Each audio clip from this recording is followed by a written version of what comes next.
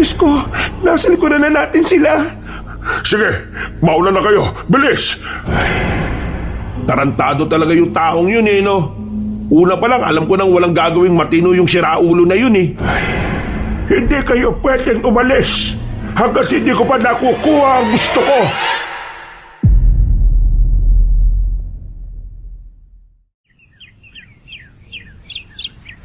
Nakakainis naman talaga.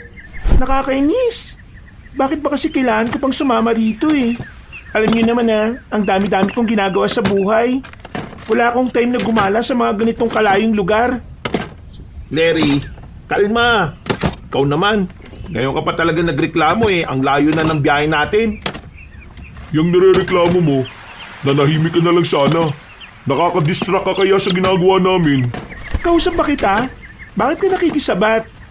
Wala kang sinasabing pangalan kung sino kausap mo eh. Meaning, lahat kami pwedeng sumagot. Ingay mo. Marunong ka ba mag-ayos ng makina? Ikaw rito. Eh bakit hindi na lang ikaw ang gumawa? Ikaw marunong, di ba? Bida-bida. O tama na yan. Hindi naman maayos tong sasakyan kung magtatalo kayong dalawa. O si, bonggang masina ite.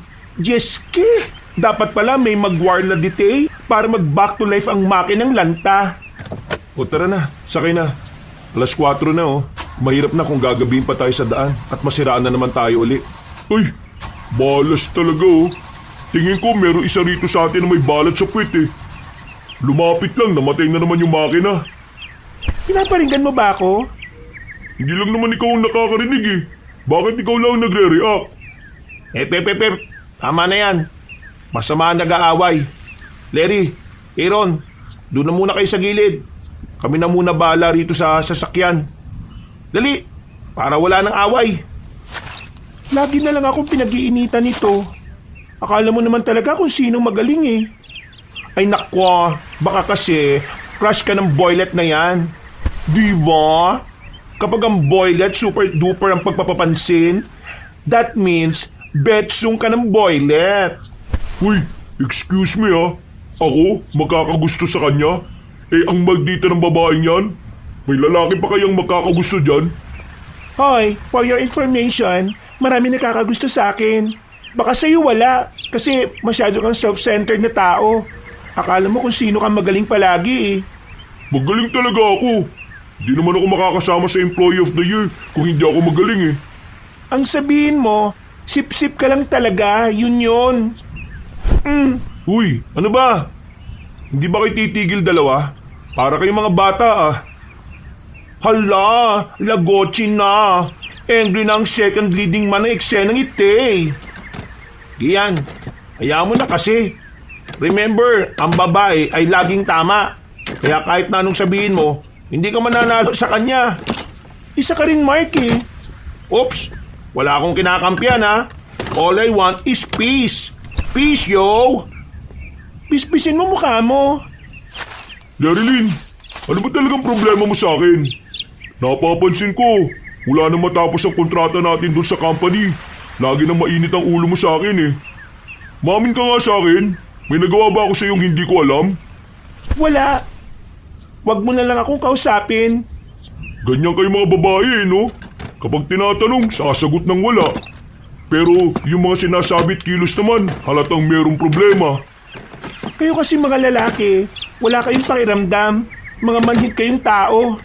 Kailangan, laging sinasabi sa inyo. Wala ba kayong mga utak para mag-process ng situation?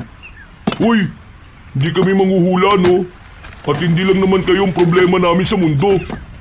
At hindi lang naman din kayo ang iniisip namin, no? Anong tingin niyo sa mga sarili niyo, Gold?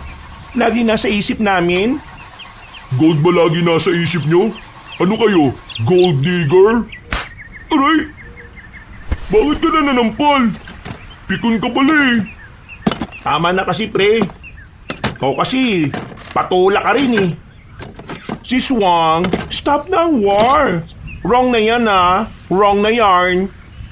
Ayusin mo ang pananalita mo, Gian ah. Kahit naging katrabaho mo ako for 4 years, wala ka pa rin alam sa pagkatao ko. Alam nyo, nakakainis kayo eh. Ang gusto ko lang naman, samahan nyo ako dito sa probinsya namin. Kasi itong unang pagkakataon na magbe-birthday ako na may kasama. Ngayon, kung ayaw nyo, pwede nyo namang sabihin kagad eh. Hindi yung ganito. Ipinilit lang naman kasi ako ni Aaron eh. Hoy, si Swang, di kita finorseful ha. Pina-join force kita dite para mag-vanish na ang utang over na sa tagal. Pasensya na pre ha. Una pa lang naman sinabihan na kita na ayaw kong makasama ang babaeng to eh. As if naman na gusto kita makasama, no? Duh! Napapiling na lamang ang babaeng si Larry Lynn at bagyang lumayo sa kanila. Umupo sila ni Aaron sa gutter habang naghihintay kung kailan maayos ang sasakyan. Si Swang, sorry ah. Si Papa P kasi. Pinilit niya ang cash ng bongga para makasama kang gumora dite. Bakit ba kasi ako gustong-gustong isama ni Philip? I don't know. Pero si Swang, enjoy na lang us dite. Kesa may stress ang matres ng princess. Happy-happy na lang ang mga beauty natin here, ha? Pasalamat ka lang talaga, malakas ka sa akin eh. Napatayo si Larry Lynn at Aaron sa kanilang kinauupuan. Habang ang mga lalaki naman na abala sa makina, napatingin din sa kagubatan. Bakas sa muka ang pagtataka. Hindi na napigilan ni Larry Lynn at Aaron na hindi bumalik sa mga kasama nila. Kahit na 4:00 pa lang ng hapon, bigla na lamang nakaramdam ng kaba ang babaeng si Larry Lynn. Sila lang kasi ang nasa gilid ng kalsada. Mga box, si Netch ba yun? Hindi namin alam. Gusto mo bang tanungin ko yung aso kung anong pangalan niya? Aso lang naman yun. Normal lang yun sa mga ganitong lugar. Ganito talaga rito sa probinsya nyo, kahit noon pa? Oo, mas marami pang ang ganyan dati. Ang tawag namin sa mga ganyan, mga asong gubat. Ang paniniwala na matatanda, umaululong ang mga asong gubat kapag may malapit ng mamatay sa mga kasamahan nila. Sa kanilang lahat, si Philip ang maraming kaalaman pagdating sa mahihiwagang bagay. Ganon din sa mga kababalaghan na mahirap paniwalaan ng mga tao. Kaya naman kapag si Philip ang nagsasabi, talagang nakakaramdam ng kaba ang dalagang si Larry Lynn. Pakiramdam niya, lahat ng lumalabas na salita sa bibig ng lalaki ay totoo. Malapit na matapos to. Mabuti pa habang naghihintay kayo kumain na muna kayo. May cup noodles dyan sa loob. May dala rin naman tayong termos. Ano pre? Maayos pa ba tong sasakyan mo? Inabot na tayo ng gabi pre oh. Sabi mo kanina, malapit na. Kanina kasi ayos na. Hindi ko alam kung ano bang nangyari. Hindi ba tayo aalis?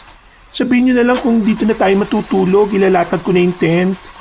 Hep, stop! Gagawa ka na ng war ah. Kalmalicious ka lang, my dear. Ginagawa namin ang lahat ng best namin para mapagana na itong sasakyan na to. Kaya sana, gawin nyo rin ang best nyo para magpahaba ng pasensya. Okay lang? Isang malalim na paghinga na lamang ang naisukli ni Larry Lynn. Kahit naman na magmaktol siya, wala na rin siyang magagawa ng mga sandaling yun. Kaya naman bumalik na lang siya sa gilid ng kalsada. Wala nang ganang umupo at napapailing na lang din. Pagod na siyang mainis. Pagod na siyang makipagtalo kaya mas pipiliin na lamang niyang manahimik. Inilibot niya ang kanyang paningin sa paligid. Madilim na sa kanilang kinalalagyan.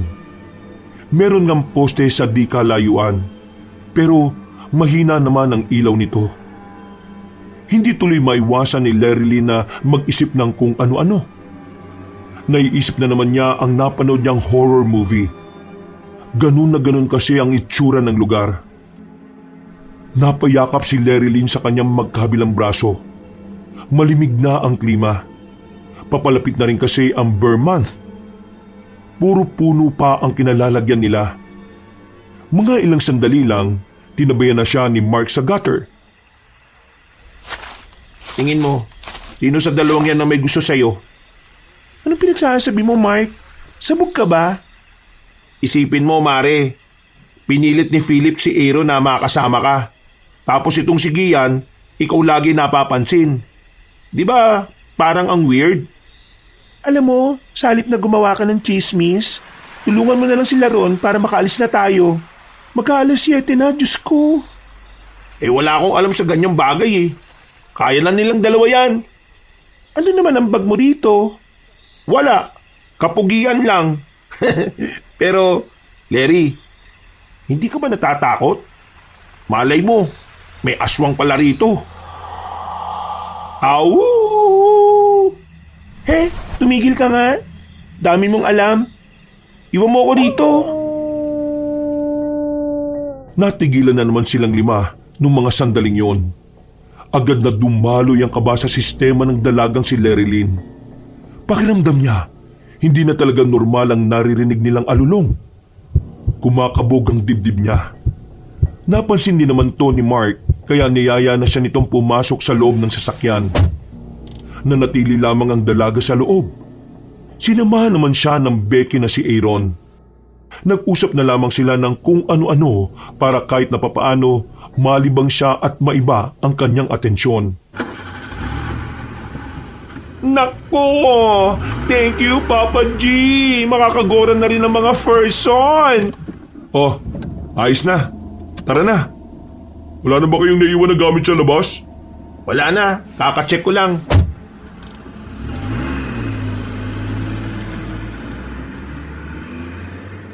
Sa biyahe, tahimik lang silang lahat. Ayon sa binatang si Philip, may 1 oras pa ang kanilang biyahe patungo sa mismong bahay ng binata. Noong mga sandaling yon, nakaramdam ng takot ang dalaga, pero hindi niya magawang makatulog. Kahit umidlip ay hindi niya rin magawa. Madilim na kasi ang nadaraanan nila. Sobrang liblib at lupa na rin ang kalsada. Medyo malubak din. Para kay Larry Lynn, ito ang unang pagkakataon na kinabahan siya sa isang biyahe. Yun din naman kasi ang unang pagkakataon na dumaan siya sa isang lugar na mukhang matagal nang kinalimutan ng mga tao. Larry, Aaron, itong magagana lang ang ipasok niyo sa loob ha. Kami nang bahala rito sa mabibigat. Saan naman ilalagay? Sa gilid na lang muna ng pinto. Baka malikabok pa yung sofa eh. Papa P, may water ba dite? Jiske, tuyo na ang aking throat eh. I need water. Anong water? Jiske, ang boilet. Slow. Ito naman kasi, alam mo namang hindi nakakaintindi ng Becky word yan. Tubig! Tubig ang sinabi niya, Philip. Tubig. Wala eh. Hindi ako nakapag-stock bago tayo mapunta rito. Pero mamaya, utusan ko si Mark at Gian. May convenience store dun sa bandang dulo. Napakamot na lamang sa ulo ang Becky na si Aaron. Hinakot na lang nila isa-isa ang mga gamit. Makalipas lang ang ilang minuto, natapos na rin sila sa pagbababa ng gamit. Pasensya na kayo ha. Medyo magulo pa sa itas eh. Pero linisan na lang natin bukas ng umaga. Kami dyan sa sala, kayong dalawa, doon sa kwarto dito sa baba. Ayos lang naman. Ang malaga narito na ako. Lumamig na ulo ko. Pero nasa ba si Aaron at Mark? Ayun, lumabas. Bumili ng tubig. At saka ng iba pang pwedeng ipang-imbak sa ref. Ako na muna dyan. Buksan mo na lang yung pinto, baka sila na yun. O sige pre. Lumabas ng kusina si Philip. Naiwan doon si Larry Lynn at Gian. Hindi pa rin nagpapansinan ng dalawa. Hindi rin naman si Larry Lynn ang unang gustong magsimula ng kanilang usapan. Maya-maya ay nakabalik na kagad si Philip. Dismayadong mukha nito. At napansin naman yun ni Larry Lynn. Oh, bakit? Hindi ba sila yon? Sino yung nakatok? Wala namang nakatok eh. Yung manok ng kalapit na bahay yun.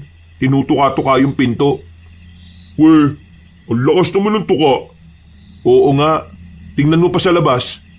Wag na, katamad lumabas eh. Malamig. Hindi nagtagal, nakabalik na rin si Mark at Aaron. Pero ang hindi maintindihan ng dalaga ay kung bakit parang kakaiba ang ekspresyon ng mukha ng dalawa. Parang nakakita yun ng multo. Tagal nyo naman. Nag-date ba kayong dalawa? Ang dilim kasi sa daanan eh. Mamaya nyo na ayusin yung mga pinamili nyo. Kunin nyo na lang muna yung tubig kasi kakain na rin naman tayo. Ako na maghuhugas niyan ha. Hindi na, ako na. Ikaw na nga nagluto eh. Baka mapasma ka pa. Ha? Sigurado ka ba? Oo, huwag mo akong intindihin. Kasi ginagawa ko naman to sa bahay. Okay. Sige. After mo dyan, iwanan mo na lang sa dish drainer. Tumango na lamang ang dalaga at itinuon ng atensyon sa kanyang ginagawa. Makalipas ang ilang minuto, tumungo na rin ang dalagang si Lerilyn sa silid nila ni Aaron.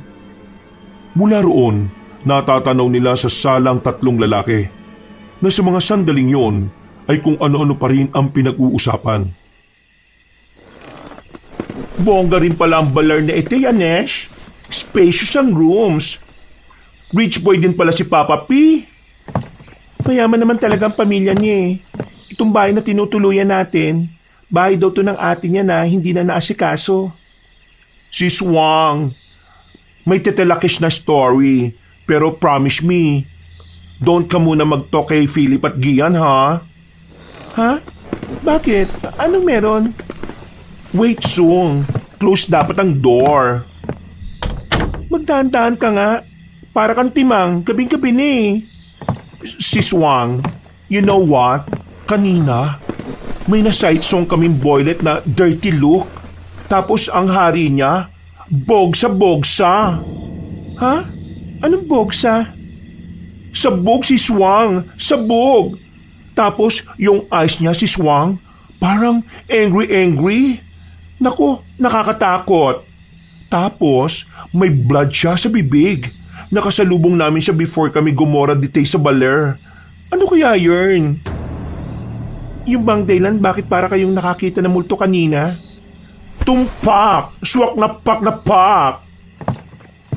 Hoy, naan nga raw yung boses nyo? Ito kasi ang lakas ng boses eh. Si Swang, safe ang destiny natin dite. Mukha namang ayos lang dito. Ngayon lang talaga medyo awkward kasi bago pa lang tayo. Remember, 2 weeks tayong mananatili rito. Masasanay rin tayo.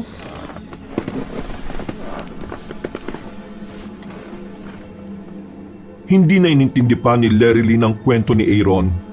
Ang isip-isip niya, baka baliw na tao lang ang nakita ni Aaron at Mark. Ilang minuto lang ay agad nang nakatulog ang dalaga. Mahimbing ang kanyang tulog dahil sa haba ng kanilang biyahe. Box! Wake up! Ha? Bakit? Inaantok pa ako eh. Lapang na, Box! Jiske ka! Bangon ka na, Box! Inaantok pa nga ako. Kainis naman. Napilitang bumangon ng dalaga. Ayaw din naman kasi niyang magpa-importante at baka pag-initan na naman siya ni Gian. Pumwesto na siya sa lamesa. Sabay-sabay na silang kumain. Tahimik lang ang umagang yun para sa kanila. Ang masarap na simoy ng hangin na pumapasok mula sa labas ang nakakapagpagaan ng kalooban ni Lerilyn. Mamaya, alis tayo after lunch ha. Dadalhin ko kayo sa ilog na madalas kong paliguan dati. Dalhin niyo yung mga pampaligo niyo. Magpipiknik tayo doon mamaya. Tapos bukas, doon naman tayo sa burol. Uy pre, tama yan. Ligong-ligo na ako eh. Malalim ba yung ilog? Hindi kasi ako marunong lumangoy eh. Hindi naman malalim. Huwag lang tayo magpunta sa pinakadulo kasi doon, lagpas tao na talaga. Ikaw Larry, sama ka ba mamaya? Oo, pero hindi ko alam kung maliligo ako. Hindi rin kasi ako marunong lumangoy eh. Akong bahala, si Swang. Marunong ako mag-swim-swim. Save kita kapag near ka na ma-dead Madela.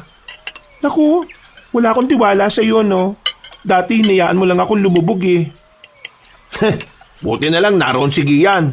Niligtas ka kahit hindi ka marunong lumangoy. Nax! Uy, hepal ka ah. Ay wow! Bongga! Bisita is coming na ba ite? Totoo ba yon? Kapag may nalaglag na kutsara at tinidor may darating daw na bisita? Paano kung isang sakong kutsara nalaglag? Isang barangay ang darating? Common sense mo nga. Sinong tanga na makakalaglag ng isang sakong kutsara at tinidor? Nung bata pa ako, iba ang pagkakasabi sa amin ng lola ko. Sabi niya, noon daw, masamang pangitain ng pagkakalaglag ng kutsara at tinidor. Ibig sabihin daw kasi, may paparating na kapahamakan. Nagkatinginan sila nung mga sandaling yon. Tila ba inaalam kong nagbibiro lang si Philip o hindi. Yan ka na naman sa mga kwento mo, Philip Baka mamaya, hindi na naman makatulog itong si Larry din. Nagsasabi lang naman ako para meron tayong pag-usapan Kung ayaw nyo naman ng ganong topic, pwede naman tayo agad magpalit ng usapan Kahit hindi na, hindi naman kasi ako natatakot Kasabihan lang naman yung mga yan. Ngumisi na lamang ang dalaga at itinoon na lamang ang atensyon sa kinakain. Pero sa kaloob-looban nito, aminadong takot siya sa mga kwentong kababalaghan. Sa kwento pa nga lang ni Aaron tungkol sa nakita nila ni Mark, medyo kinikilabutan na siya. Pero hindi lamang siya nagpapahalata. Alam niya kasing aasarin na naman siya ni Mark kapag nalaman nitong apektado siya. Makalipas ang ilang sandali ay natapos na silang kumain. Inihanda na lamang niya ang kanyang mga susuotin sa pagligo. Nasaan na ba rito yung mga cycling ko? Nakakainis naman Max, ano? Don't ka ba gogora with us? You're the only one na wini-wage yung namin. Hoy, magdaan-daan ka nga sa pagbukas ng pinto. Masisira talaga yan. Sabihin mo muna, mauna na kayo. Susunod na ako. May hinahanap lang naman ako rito Nose mo yung ilog, Chi? Pwede naman magtanong dyan sa labas. Sige na, mauna na kayo. Mas lalo kung hindi maahanap ang hinahanap ko kapag may naghihintay sa akin Okay, gora na asa. Take care, Box. Babush! Wisit talaga. Ang sabi ko magdahan-dahan. Lalo pa talagang nilakasan. Kainis. Sa kakahanap ni Larry Lee ng cycling ay naubos na lang ang kanyang pasensya. Naisipan na lang niyang mag-short total, maliligo lang naman sila sa ilog. Makalipas ang halos 20 minutos ay lumabas na rin siya ng bahay. Nakasalubong niya si Mark na halatang binalikan pa siya. Bakit mo pa ako binalikan? Sabi ko mauna na kayo. Baka kasi maligaw ka Ang sabi kasi ni Philip, may kasama kang maglakad kasi hindi naman daw tayo taga rito. Malayo ba yung ilog? Hindi ko rin alam. Ano ka ba? Pareho lang tayong di pa nakakapunta. Pero tingin ko, malapit lang naman. Tara na. Bininisan ng dalawang kanilang paglalakad para makaabot sila kina Philip. Habang tinatahak nila ang daan, napapansin nilang ang mga mata ng mga taong naroon ay nakatingin sa kanila. Para bang alam na agad ng mga yon na hindi sila taga roon. Ngayon na ba sila nakakita ng mga tao rito? Hayaan mo sila. Ganito talaga sa probinsya Parang artistang tingin nila sa mga taga Maynila. Lalo na ngayon, may kasama kang gwapo. Kaya dapat masanay ka na. Buti nga, wala pang lumalapit para magpapirme. Ay naku, ang kapal mo. Binilisan na lamang nila ang kanilang paglalakad hanggang sa makarating na rin sila sa ilog. Inabutan na nilang naliligo na sila Philip. Walang ibang naroon kundi sila lamang. Kaya naman, ramdam na ramdam ni Larry Lynn ang pagiging payapa ng lugar na yon. Max, come here! Ditay ka Huwag ka dyan.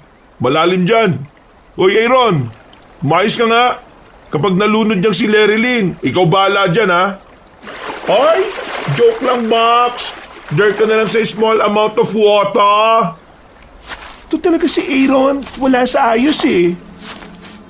Hindi nagtagal ay lumublob na rin ang dalagang si Lerilyn. Malamig ang tubig kaya naramdaman niya agad ang ginaw. Kahit patirik ang araw, parang wala naman siyang nararamdaman na init. Mas lalo pang malamig kapag umahon siya ng tubig. Habang nagkakasiyahan sila, pansamantalang umupo na muna si Lerilyn sa malaking bato habang nakasaklob ng tuwalya. Halos kalahating oras pa lang silang naroon pero parang hindi nakakayanin ni Lerilyn ang ginaw na nararamdaman. Napalingon ng dalaga nang mapansin na parang may nagtatago sa halamanan. Nakita niya kasing gumalaw ang halamanan na yun. Ilang segundo niyang tiningnan. Pero dahil ilang metro ang distansya, hindi niya sigurado kung ano ang naroon. Nung una, hindi niya pinansin. Pero sa mga sumunod na sandali, nakita niyang meron na namang gumalaw. Hindi na nakatiis ang babae. Tumayo siya at bahagya pang lumapit sa halamanan. Hoy, Larry! Bakit? Anong meron?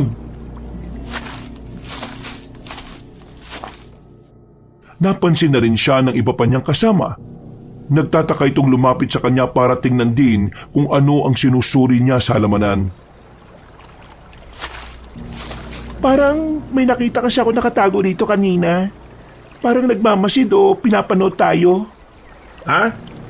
Wala naman ah. Nako, si Swang. Nakaka-side song ka ng mga strange things na di naman namin nasa side song ah.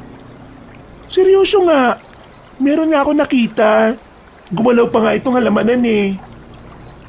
Napapalibutan kasi tayo ng gubat. Kaya baka naman bayawak lang yon. O kaya naman baboy ramo. May ganun gumagala kasi rito eh. Pero kakaunti na lang ngayon. Ang sabi sa akin ni ate bago tayo pumunta rito, marami na ring mga ngaso ang nanguhuli sa kanila. Yung nakita mo kanina na paggalaw ng halaman, baka isa yun sa mga hayop na nabanggit ko. Sinusubukan nilang makahanap ng ligtas na lugar para makaiwas sa mga ngaso. Yun naman pala eh. Kung ano-ano pa iniisip. Ay nako, mga babae talaga. Madalas mag-overthink. Oo, tama na yan ha. Huwag na magtalo. Bukas na ang birthday ni Philip kaya dapat happy-happy lang tayo ha. Hindi na lamang kumibo si Lerilyn. Mas nakafocus kasi ang kanyang atensyon sa halamanan. Sinilip niya yun doon pero wala naman siyang nakitang kakaiba. Napapaisip siya sa sarili kung guni-guni lang ba ang nakita niya. Pero kahit na anong gawin niyang pagkukumbinse na wala lang yun, paulit-ulit na pumapasok sa kanyang utak na meron talagang kakaibang nangyari sa mga oras na yon. Natapos ang kanilang pagligo sa ilog, pero hindi pa rin mawala-wala sa kanyang utak ang mga nangyari. Doon nagsimulang mag-isip ang dalaga na baka may mga misteryosong ang nagaganap sa napuntahan nilang lugar. Iniisip mo pa rin ba yung kanina? Hindi naman. Nagpapantok lang ako rito. Bakit nandito ka ba? Akala ko nagbabara kayo sa loob. Nagpapalit muna ako kay Aaron. Bakit? Wala lang. Naboring na ako eh. Ay, siya nga pala. Huwag kang umupo sa kahoy na yan. May dagtayan. Baka dumikit sa shorts mo. Wala naman ah. Mga alikabok lang. Philip, kabisado mo ba ang mga lugar dito? I mean, may mga kilala ka ba rito? Wala gaano. Si Aling Winnie lang ang kilala ko rito. Pero hindi ko alam kung narito pa siya. Huling punta ko kasi rito dati. May sakit siya eh. Bakit mo pala naitanong? Wala lang. Gusto ko lang malaman. Alam mo kasi, mahirap din magstay dito kung wala tayong gaanong kilala. Paano kapag may emergency? Wala makakatulong sa atin. Wag mo kasing i-manifest. Hindi ko minamanifest. Sinasabi ko lang yung mga pwedeng mangyari. Sandali silang natigil sa kanilang pag-uusap. Meron kasi silang nakitang matandang lalaki na nasa harapan ng gate nila. Nakatingin ito sa kanila na parabang kilala sila nito. Kilala mo? Hindi. Si Aling Winnie nga lang ang kilala ko rito. Sino yan? Teka. Kausapin natin. Magandang gabi po. Sino po kayo? May kailangan po ba kayo? Naglakad ang matandang lalaki palapit sa kanila. At matapos tumingin sa paligid, tumingin naman ito sa kanila. Nahihiwagaan si Lerilyn sa kilos na matanda. Pakiramdam niya kasi, misteryoso din ito. Mga bago lang kayo rito, tama ba? Dati po akong narito nung dito pa nakatira ang ate ko. Pero ngayon lang ako nakabalik dito kasama itong mga kaibigan ko. Mga taga saan kayo? Mga taga Maynila po. Mga taga Maynila pala kayo. Nako. Bakit po? Ano pong problema kung taga Maynila kami? Huwag kayong basta-basta sasama sa hindi nyo kilala. Huwag kayong magpapahawak. At huwag kayong magpapapasok ng kung sino-sino lang. Mainit kayo sa mata nila. Hindi kayo dapat pumunta sa lugar na ito lalo na't hindi naman pala kayo taga rito. Teka. Sino po ba yung sinasabi niyong sila? Bakit mainit kami sa mga mata nila wala naman po kami kinakaaway dito ha. Tahimik nga lang po kami. Kahit wala kayong kaalitan, pero kailangan nila ang mga kagaya ninyo.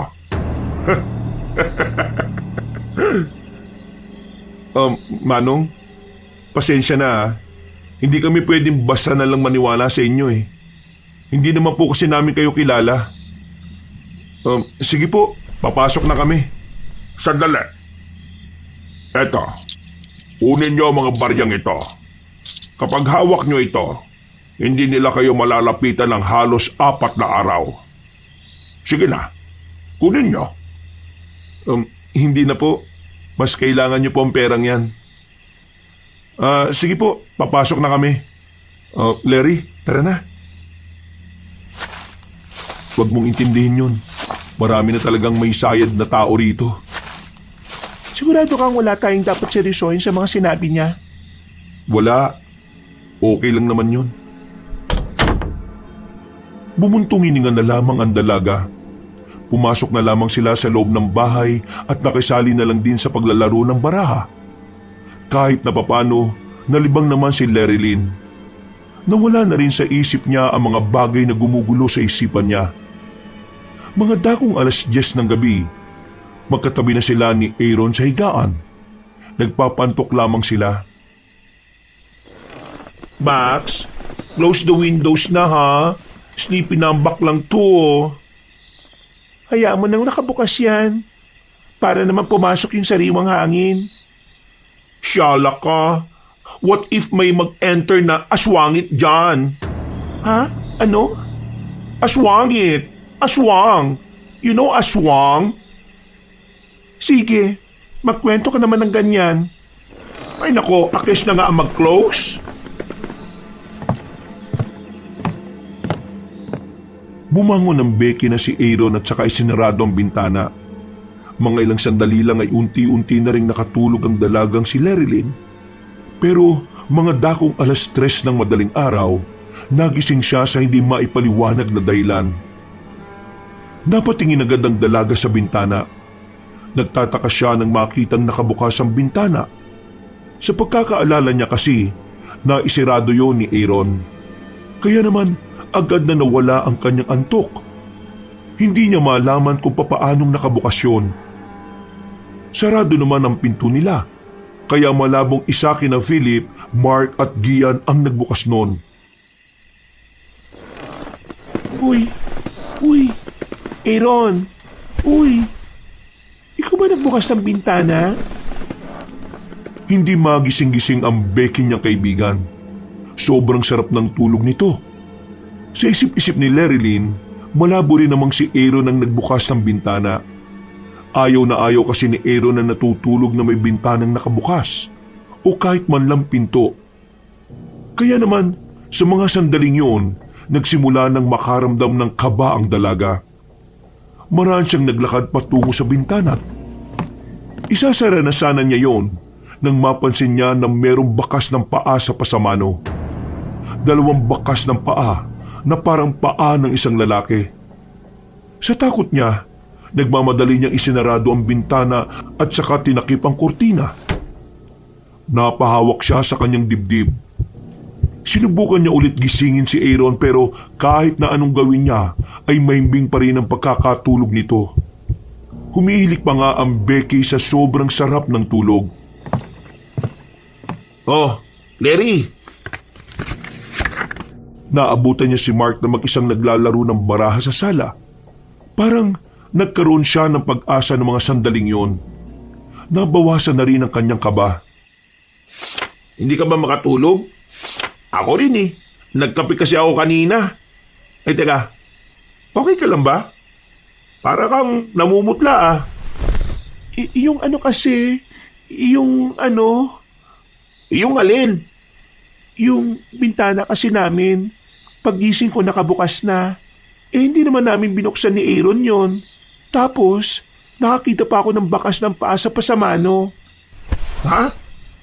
Sigurado ka ba sa sinasabi mo? Hindi to joke? Tingin mo, gigising ako ng ganitong oras para lang gumawa ng prank? Kilala mo naman ako, Mark. Hindi ako mahilig sa mga ganong bagay. Oo na. Naniniwala na ako. Halika. Anong halika? Saan naman tayo pupunta? Lalabas tayo. Pupuntahan natin yung tapat ng bintana nyo. Titingnan natin kung may ano. Anong ano? Aswang. Nang marinig ng dalaga ang salitang aswang, naramdaman na lamang niya ang pagtindigan ng kanyang mga balahibo.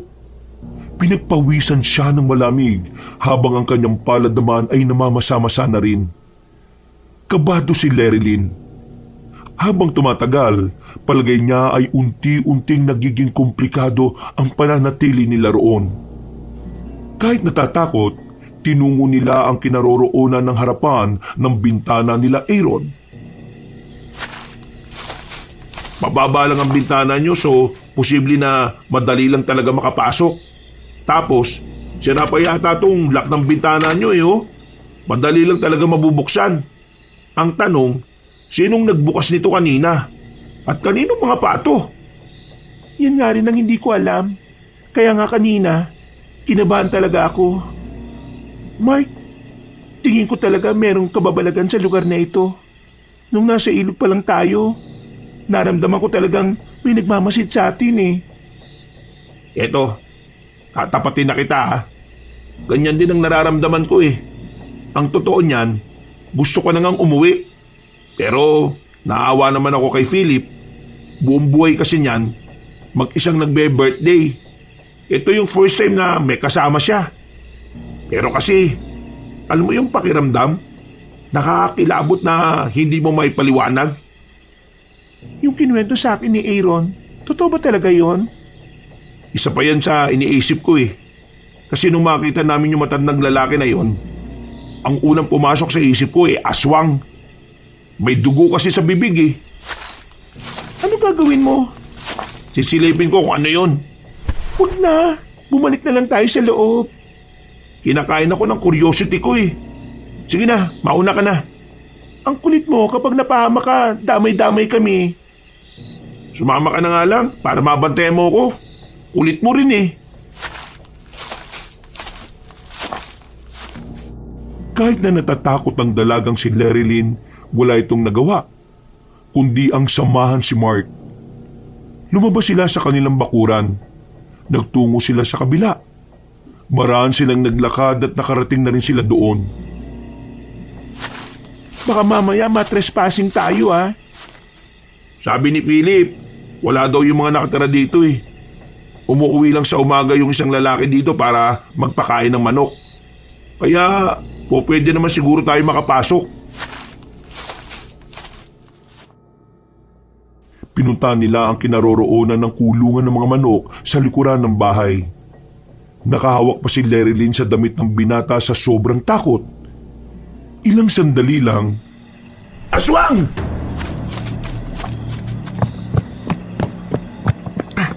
Sigurado ka ba na aswang yon? Hindi na ako pwede magkamali. Aswang lang ang kakain ng manok ng buhay. Nung mga sandaling yun ay nasa sala na sila. Mahina lang ang kanilang boses. Wala silang balak na ipaalam sa kanilang tatlong kaibigan kung anuman ang nakita nila. Napagtanto kasi nila na masisira ang birthday ni Philip kapag binuksan pa nila ang usapan na yun. Kinaumagahan, mulat na mulat si Lerilyn at Mark. Parehong nakatulala ang dalawa sa gilid habang naghihintay na maluto ang kanilang pagkain. May sakit ba kayong dalawa? Ako wala naman. Hindi lang ako nakatulog na maayos dahil sa kape. Ewan ko rito kay Larry. Mukhang hindi ka nakatulog Midlip ka muna. Mamayang hapon, magluluto na kami ng panghanda. Magiinuman tayo mamaya. Sa susunod na lang siguro tayo magburol. Box, sleep muna ikaw. You need beauty rest bago pa ang peslak mo maging Agnes. Anong Agnes? I mean, baka maagnas ka, Box. Matulog ka na muna. Tingnan mo mata mo mapungay na. Daig mo pa rugby boy sa amin Sinunod na lamang ni Lerilyn ang payo ng mga kaibigan niya. Hindi na rin kasi niya kaya ang antok. Parang kakaunting tulak na lang sa kanya matutumba na siya. Nagtungo siya sa silid nila Aaron. Pagkaiga niya pa lang ay agad na siyang nakatulog. Nagising lang siya nang maramdaman niyang nakabukas na naman ang bintana. 4:00 na ng hapon noon. Nung mga sandaling yun, nakaramdam na naman ng kaba ang dalaga. Tila ba nagkaroon na siya ng trauma kapag nakikita niyang nakabukas ang bintana. Kaya naman nagmamadali siyang bumangon at lumabas. Si Mark ang nadatan niya sa sala. Sino nagbukas ng bintana? Si Gian. Pinabuksan kasi ni Philip lahat ng bintana para makapasok yung hangin. At sabi ni Philip, paniniwala daw kasi ng pamilya nila, kapag may karawan daw, dapat may papasukan ng swerte. Ewan ko ron. Sinunod na lang namin. Anong balita ron sa mga manok? Kanina, may bumalik na lalaki sa bahay. Narinig ko, galit na galit. Pero wala naman akong narinig na may hinala siya kung sino ang may gawa. Alam na ba nila? Hindi pa. Umalis kasi sila kanina nung dumating yung lalaki sa kabila. Hello? Anong chikan yarn? Bakit mabulong ang peg? May chismis yarn? O sige, tell me the truth. Sinong Jontis?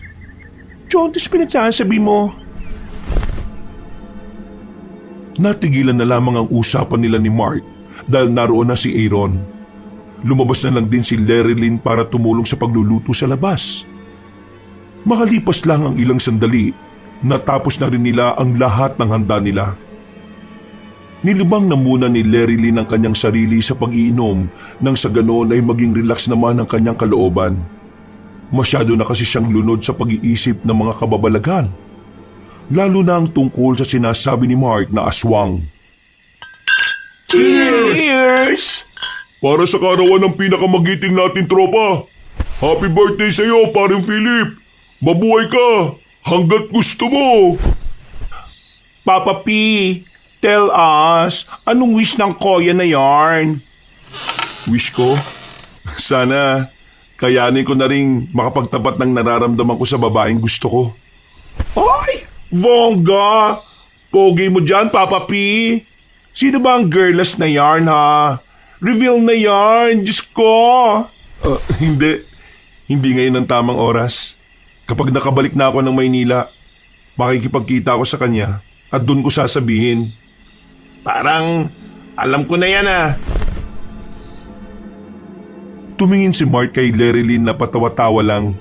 Palim naman niyang kinurot ang lalaki para manahimik na ito sa kakatukso sa kanya. Hindi na nila namalayan ang oras habang nakakasiyahan. Noong mga sandaling yon, ay abalang-abala lang sila sa mga napag-uusapan nila. May tama na rin si Lerilyn, pero hindi pa naman siya lasing. Mataas kasi ang alcohol tolerance niya, kaya sa kanilang lahat, parang siya pa rin ang natitirang matino. Ay, Diyos ko. Magdahan-dahan naman kayo. Masusugatan pa kayo niyan eh. Kaimbyan na naman kasi ang life na ito. Nagnomo-nomo kasi ng bongga, di naman pala carry. Ayan, bagsak. Sige na, dali na lang to sa loob. Inaantok na rin kasi ako eh.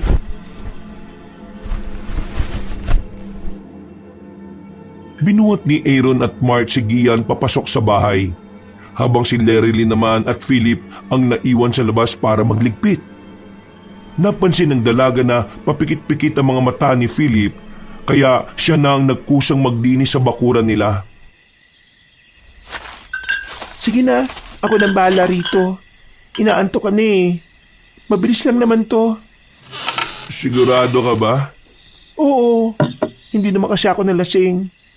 Kayo lang naman tong may hina eh. Di ikaw na malakas. Siya nga pala. Sobrang saya ko ngayon. Ito ang unang birthday ko na memorable.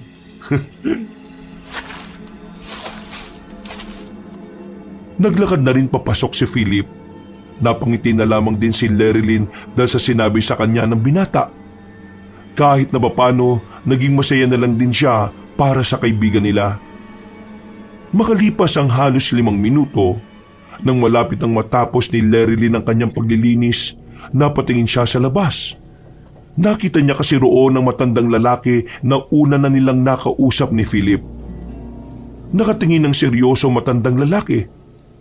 Tingin pa lang nito, talaga namang kinikilabutan na siya. Hindi na sana niya papansinin na matandang lalaki pero bigla namang itong nagsalita. Malakas ang pagkakasabi ng matanda kaya kahit nasa labas yun ay dinig na dinig niya. Iya, natitipuan ka ng mga aswang. At ang mga kasama mo, sila ang gagawing hapunan ng mga aswang. Kaya kung ako sa inyo, umalis na kayo rito bago pa mahuli ang lahat. Huwag ka nang magkunwaring walang alam, iha. Alam kong may nararamdaman na kayo. Alam kong nakaranas na rin kayo. Kaya huwag na kayo magbulag-bulagan. Habang may oras pa kayo, umalis na kayo! Ano bang nalalaman niyo sa mga nangyayari? Bakit parang kami ang gusto niyong guluhin? Kasi kayo lang naman ang walang alam. Mangmang kayo sa presensya nila. Gustong-gusto nila ng mga taong walang pakialam sa mga bagay na mahirap ipaliwanag. At isa pa, ang tingin nila sa mga taga-Maynila, ginto. Masasarap ang laman ninyo para sa kanila. Kaya naman, umalis na kayo rito kung gusto nyong makaligtas. Dahil kapag dumating ang pista, 2 araw mula ngayon, sasamantalahin na nila ang pagkakataon. Habang abala ang lahat, abala rin sila sa pagnanais na makuha kayong lahat. Huwag mong isipin na gumagawa ko ng kwento. Dahil alam na alam ko na ang sistema nila. Eh kung alam mo na ang galawan nila, bakit ikaw hindi ka nila kinakain? Bakit naman nila kakainin ng isang tao na sa paningin nila ay baliw? Iha, minsan para makaligtas ka, kailangan mong ibahin ang katauhan mo. Gaya na lamang ng ginagawa ko. Iha, pag-isipan mo ang sinasabi ko. Walang ibang paraan para makaligtas, kundi ang pag-iwas. Hindi malaman ni Lerilyn kung maniniwala siya sa sinasabi ng matandang yon. Nakakaloko kasi ang pagtawa nito na parabang nangiinsulto o nang aasar. Nagmamadaling makapasok ang babaeng si Lerilyn sa loob ng kanilang bahay. Huminga siya ng malalim. Sinubukan niyang ikalma ang kanyang sarili. Kahit na parang nawala ang kaunting tama niya nang dahil sa kilabot na nararamdaman. Dakong 11:00 ng gabi, nasa silid na ang dalaga. Pinipilit niyang matulog pero wala namang nangyayari.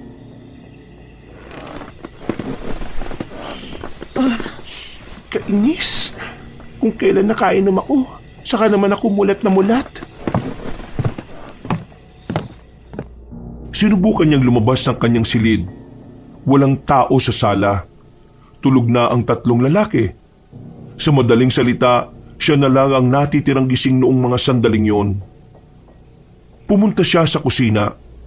Kumuha siya ng gatas sa pagbabaka sakaling mapatulog siya nito habang umiinom siya.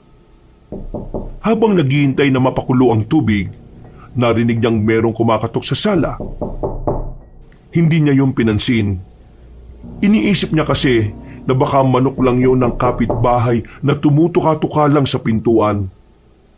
Pero habang tumatagal, palakas ng palakas ang katok sa pintuan.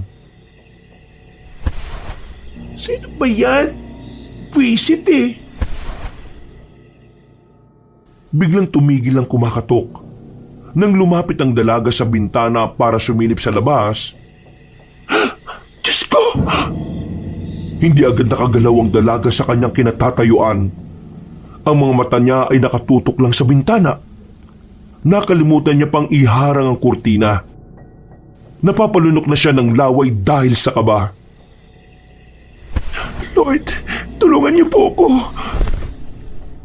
Napapadasal na ang babae sa mga sandaling ito nang biglang may sumilip sa labas ng bintana. Nagmamadali siyang tumakbo patungo sa silid nila ni Aaron. Tarantang-taranta ang dalaga.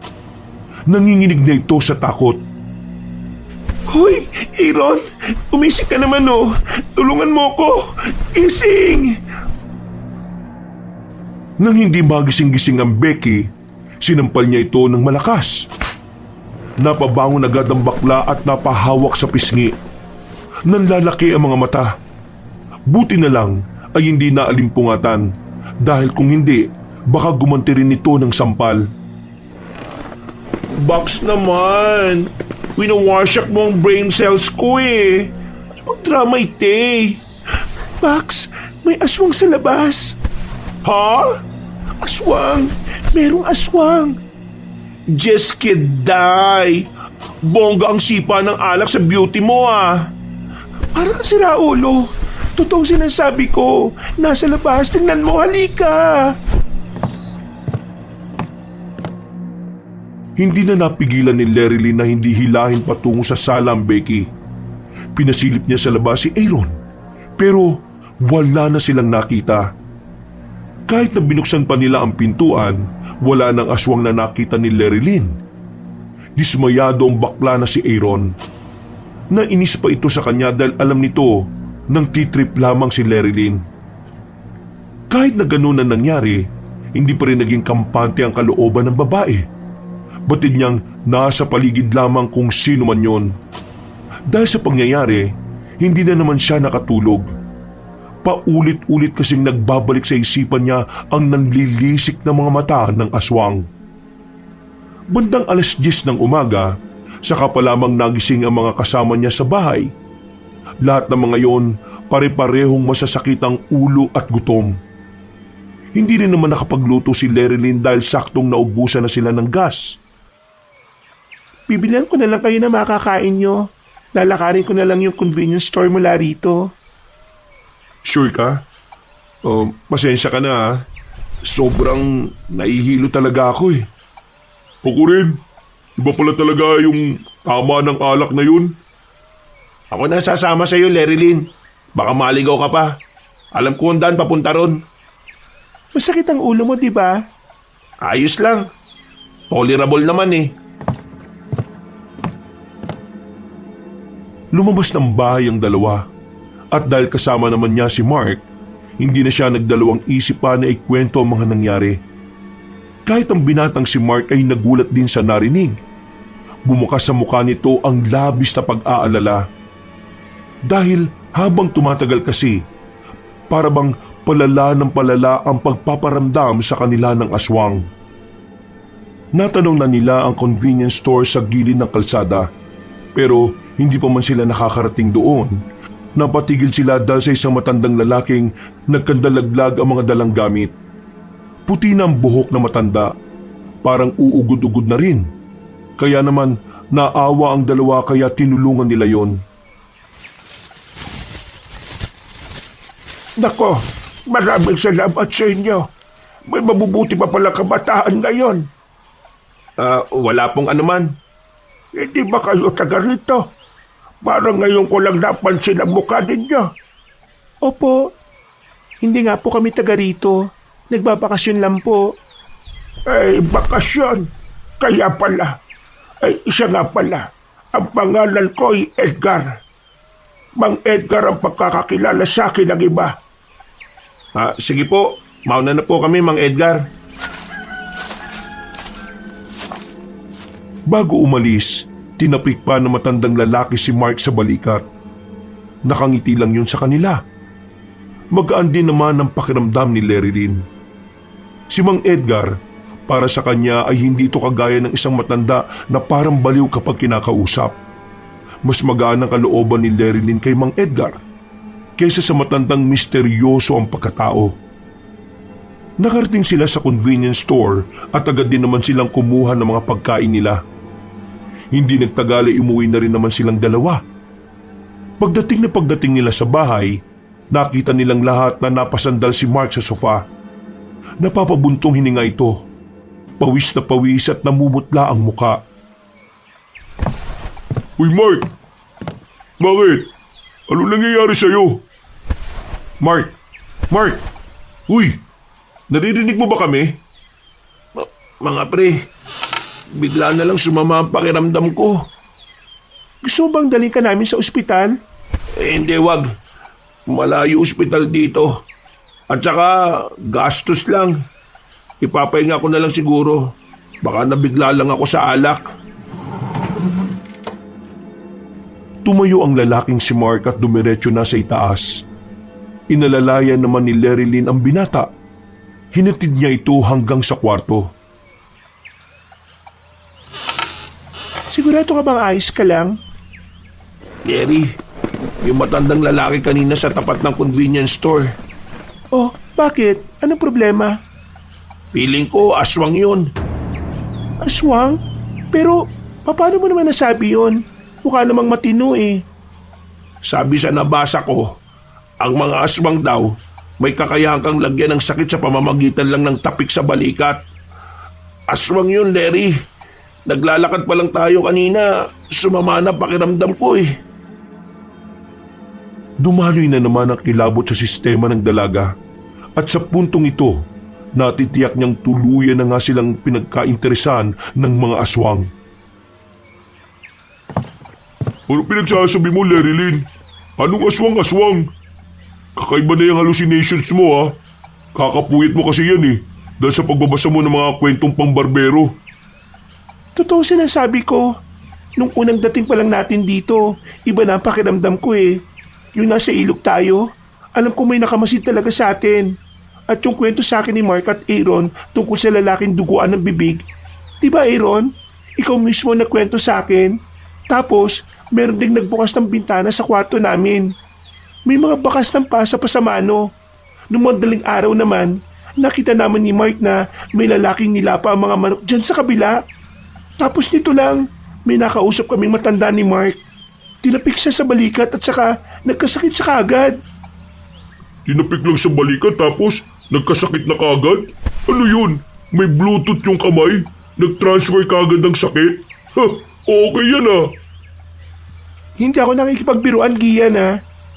Ay malaking joke kasi yung pinagsasabi mo eh. Aswang-aswang ka dyan.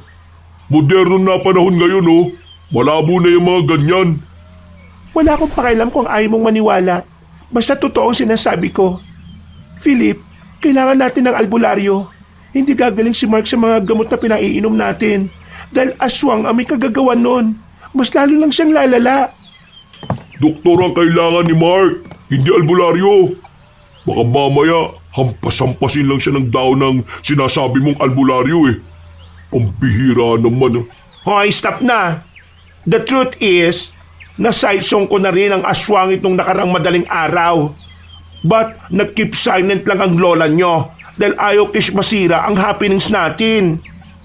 Nakikiride ka na rin sa trip nitong si Larry? Gian, serious Akesh. Totoong story ni Akesh. Nasaitsong ko talaga ng super duper clearness ang itsura ng aswangit. Diyan sa labas, 2 of them is boylet at ang isa thunders na. Around 50 to 60 ang edad. Basta, gurang na. Diyos ko, kakaibang trip to ah. Hindi to trip. Totoo mga sinasabi nila. Oh, pati ikaw? Hindi ko sinabi sa inyong totoo. Bago tayo magpunta rito, nagbigay na sa akin ng babala si ate. Ang sabi niya sa akin, may mga gumagala-galang pamilya ng aswang dito sa baryong to. Na hanggang ngayon, walang makahuli dahil mailap. Diyos ko naman, alam mo naman pala na ganyan, di sana hindi na tayo tumuloy. Akala ko kasi nung una, walang magiging problema eh. Akala ko nung una, haka-haka lang din. At isa pa, kapag sinabi ko kagad, alam kong hindi na matutuloy ang birthday na gusto ko. Dinala ko kayo rito kasi mahalaga sa akin ang bahay na ito. Dito lahat nabuo ang mga alaala namin nila Papa nung nabubuhay pa sila. Ang selfish mo naman kung ganon. Mas pinili mong matuloy ang birthday mo kaysa sa safety nating lahat. Siswang, kalmalicious ka lang. Siswang naman eh. Nakakainis na kasi. May alam naman pala siya. Hindi man lang niya sinabi sa atin. Di sana, kahit na papaano nagawa natin ang paraan. Tingnan mo, nagkasakit si Mark. Mataas ang lagnat. Anong gagawin natin dyan ngayon? Kapag napahamak si Mark, problema natin tong lahat. Oh my God! Hindi ako makapaniwala sa mga naririnig ko. So, totoo ang aswang? Sa nangyayari ngayon, mukhang totoo na nga. Sus! Mabubuang ako rito! Uy, saan ka pupunta? Lalabas! Magpapahangin!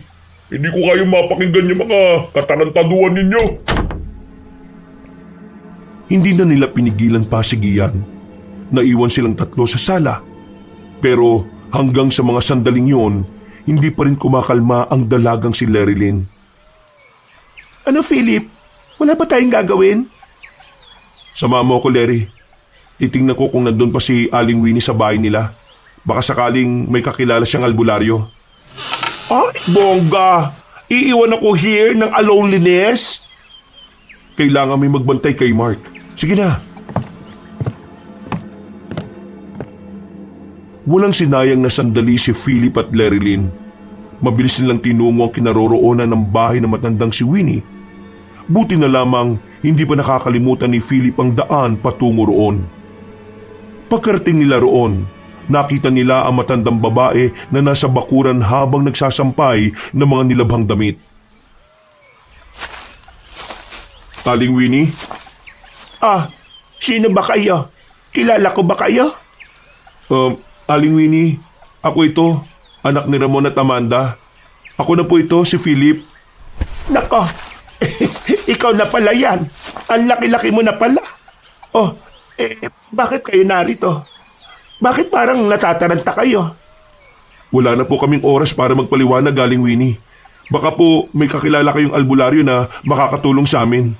Yung kaibigan po kasi namin, tinapik ng aswang sa balikat. Anong sinabi mo? Diyos ko, hali kayo. Dadaling ko kayo sa bahay na kakilala kong albularyo. Agad silang sumunod sa matandang babae. Kaunting lakad lang ay may bahay na din silang nilapitan. Kabadong malala si Lerilyn noong mga oras na yon. Sa mga nangyayari kasi, pakiramdam niya kahit sino na lang ay pagdududahan niya. Kahit pa ang matandang babae na yon. Jaja! Jaja! Nandiyan ka pa sa loob! Kuyatang tao dyan. Wala na po ba kayong ibang kilala? Nako, wala na talaga. Si Jojo lang ang kilala namin dito. Pero ang alam kasi ng lahat, nabaliw na siya. Kaya wala nang nagtitiwala sa kanya. Pero ako lang ang nakakaalam na hindi siya totoong baliw.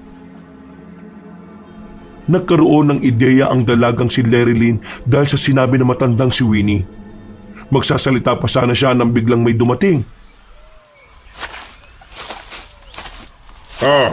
Winnie, anong ginagawa mo rito at bakit? Bakit kasama mo mga taga-Maynila na yan?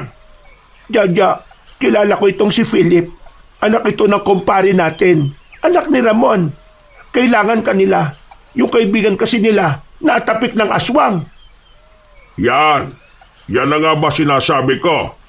Dalhin niyo rito yung kaibigan niyo at gagawa natin ng paraan. Naninibago si Larry Lynn noong mga sandaling yon. Seryoso kasi ang matandang lalaki. Malayong malayo sa kung papaano sila kinausap noon.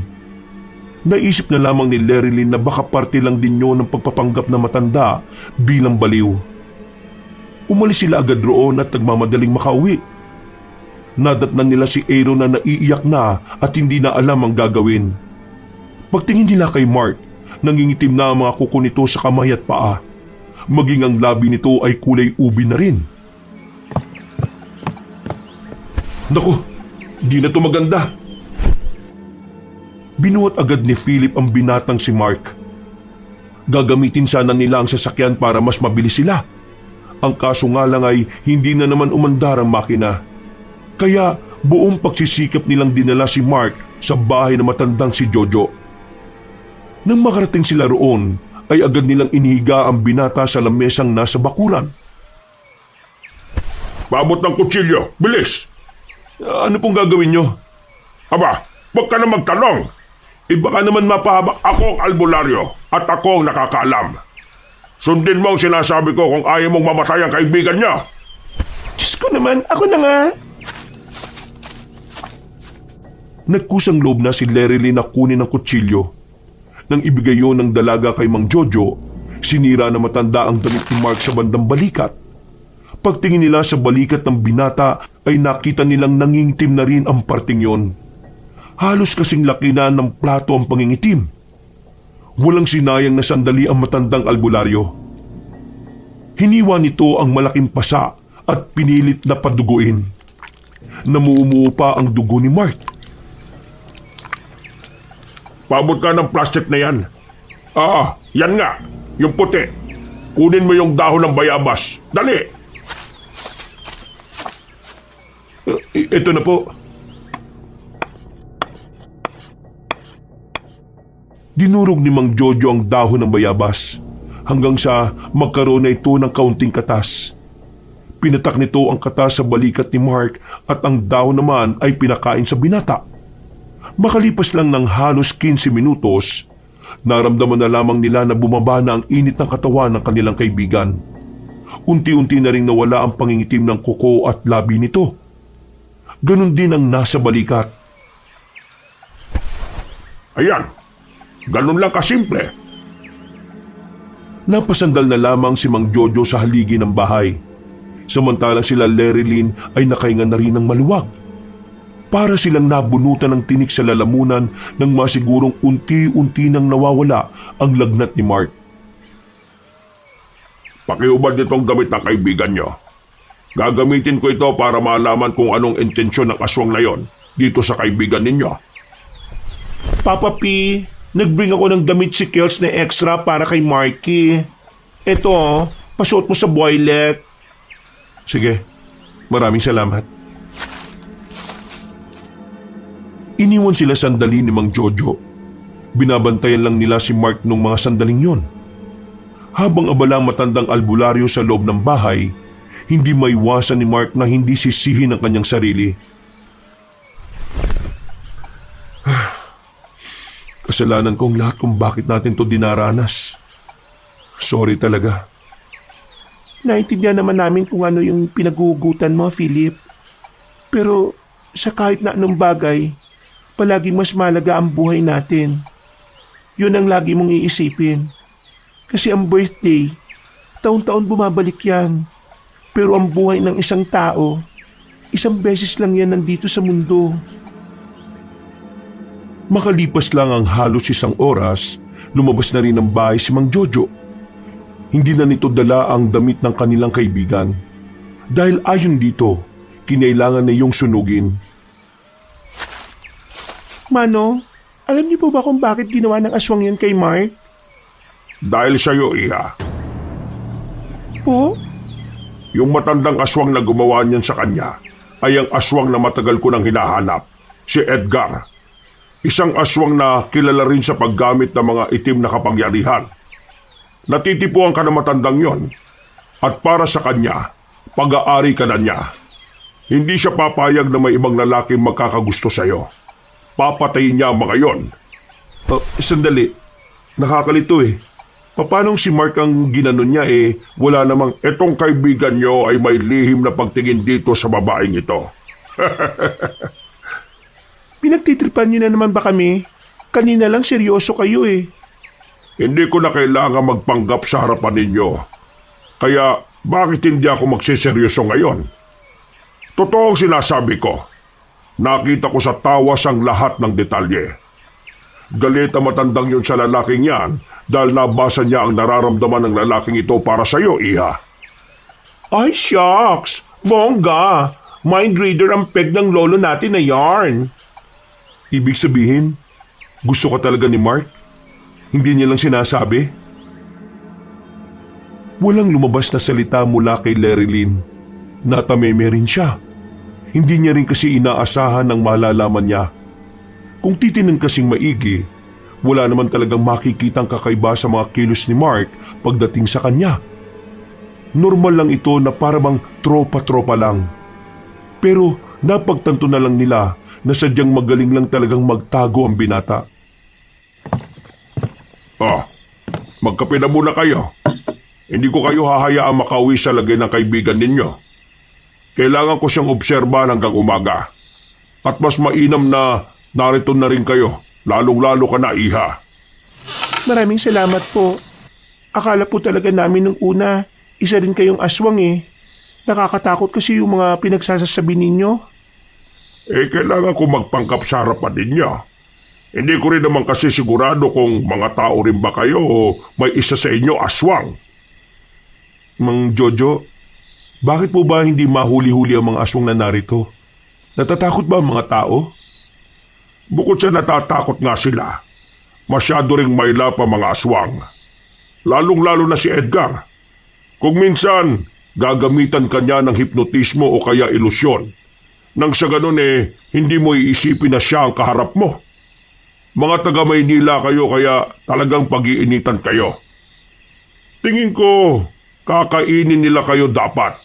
Pero nagbago yata ang utak ni Edgar nang makita niyang babaeng ito. That means, no na siyang gagawing mukbang kami? Anong mukbang? Yun po yung uso sa internet. Yung kakain ng maraming pagkain. Ganun ba? Pero kakainin pa rin nila kayo. Itong kasama niyong babae lang ang may iba ng landas dahil itatrato siyang mahalaga ni Edgar. Nung mga sandaling yon, binantayan lang nila ang binatang si Mark. Hanggang sa magising na rin ito kinabukasan. Walang kamalay-malay ang binata na alam na ni Larry Lynn ang nararamdaman niya para sa dalaga. Ang alam lang ni Mark, si Mang Jojo ang gumamot sa kanya. Yung binigay ko sa iyo, gamitin nyo na. 4 na araw kayong hindi malalapitan ng mga yon. Samantalahin nyo na para makabalik na kayo ng Maynila. Hindi itong tamang lugar para sa bakasyon ninyo. Maraming salamat po, Mang Jojo.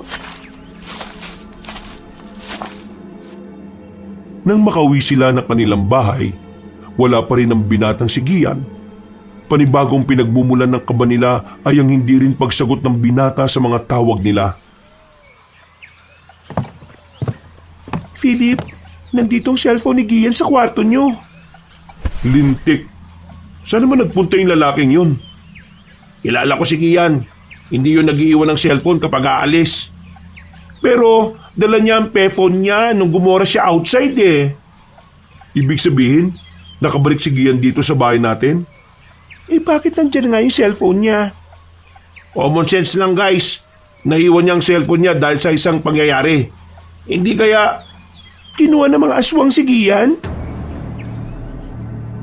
Halos malakit na naman ang ulo nila sa kakaisip kung saan hahanapin si Gian. Sinubukan na nilang magsumbong sa pamunuan ng baryong yon. Pero maging ang mga tanod, hindi rin naman nahanap ang binata. Dakong 7:00 ng gabi, nagsarado na sila ng bahay. Kahit na binigyan naman sila ng pangontra, takot pa rin silang lumabas ng bahay kapag madilim na ang paligid. bukas, kailangan na nating umalis dito. Palala na ng palala nangyayari. Bakasyon lang dapat to. Naging horror movie na ito eh. Kailangan na muna nating mahanap si Gian. Hindi tayo pwedeng umalis ng kulang tayo. Pero we all gonna die here. Jeske, goranas kasi. No, pa ako madeded madela, no? Dami ko pang boylet na wait yung sa Manila eh. Pre, ginawa na natin lahat ng makakaya natin. Pero wala talaga si Gian eh. Kung maghihintay tayo sa kanya, baka mapahamak na tayo. Lalo na bukas. Piyesta na rito. Magulo na. Mahirapan tayong malaman kung sino yung aswang sa paligid natin. Kailangan mo na magdesisyon, Philip. Ikaw ang may sasakyan, hindi kami. O sige, aalis tayo. Ngayong gabi agad. Pero kailangan ko munang ayusin ang makina ng sasakyan. Mark, tulungan mo ako.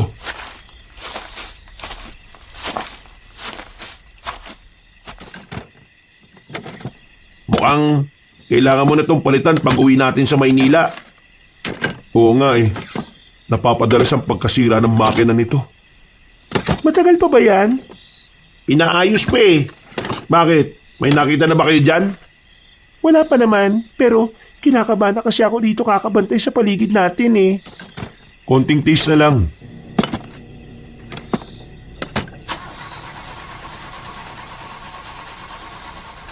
Tumagal ng halos 1 oras ang pag-ayos nila ng makina. Gumana lang ito ng 2 minuto, pero muli na namang namatay. Sinubukan nilang paganahin ulit, pero hindi na talaga ito umandar. Tuluyan ang nawala ng pag-asa si Philip. Mas lalo namang kinabahan si Larry Lynn. Lalo na't pahirapan ding makahanap ng masasakyan mula roon palabas ng baryo. Bukas, piyesta. Sasamantalayin natin ang mababaitang tao bukas. Makikiarkila tayo ng tricycle. Pumasok na lang sila sa bahay. Hindi na rin sila nagreklamo pa dahil wala naman na silang magagawa. Ipinagdasal na lamang nila na sana nasa maayos lang na kalagayan ng binatang si Gian. Sumapit ang madaling araw. Shucks, maybe si Papa Gian na isom.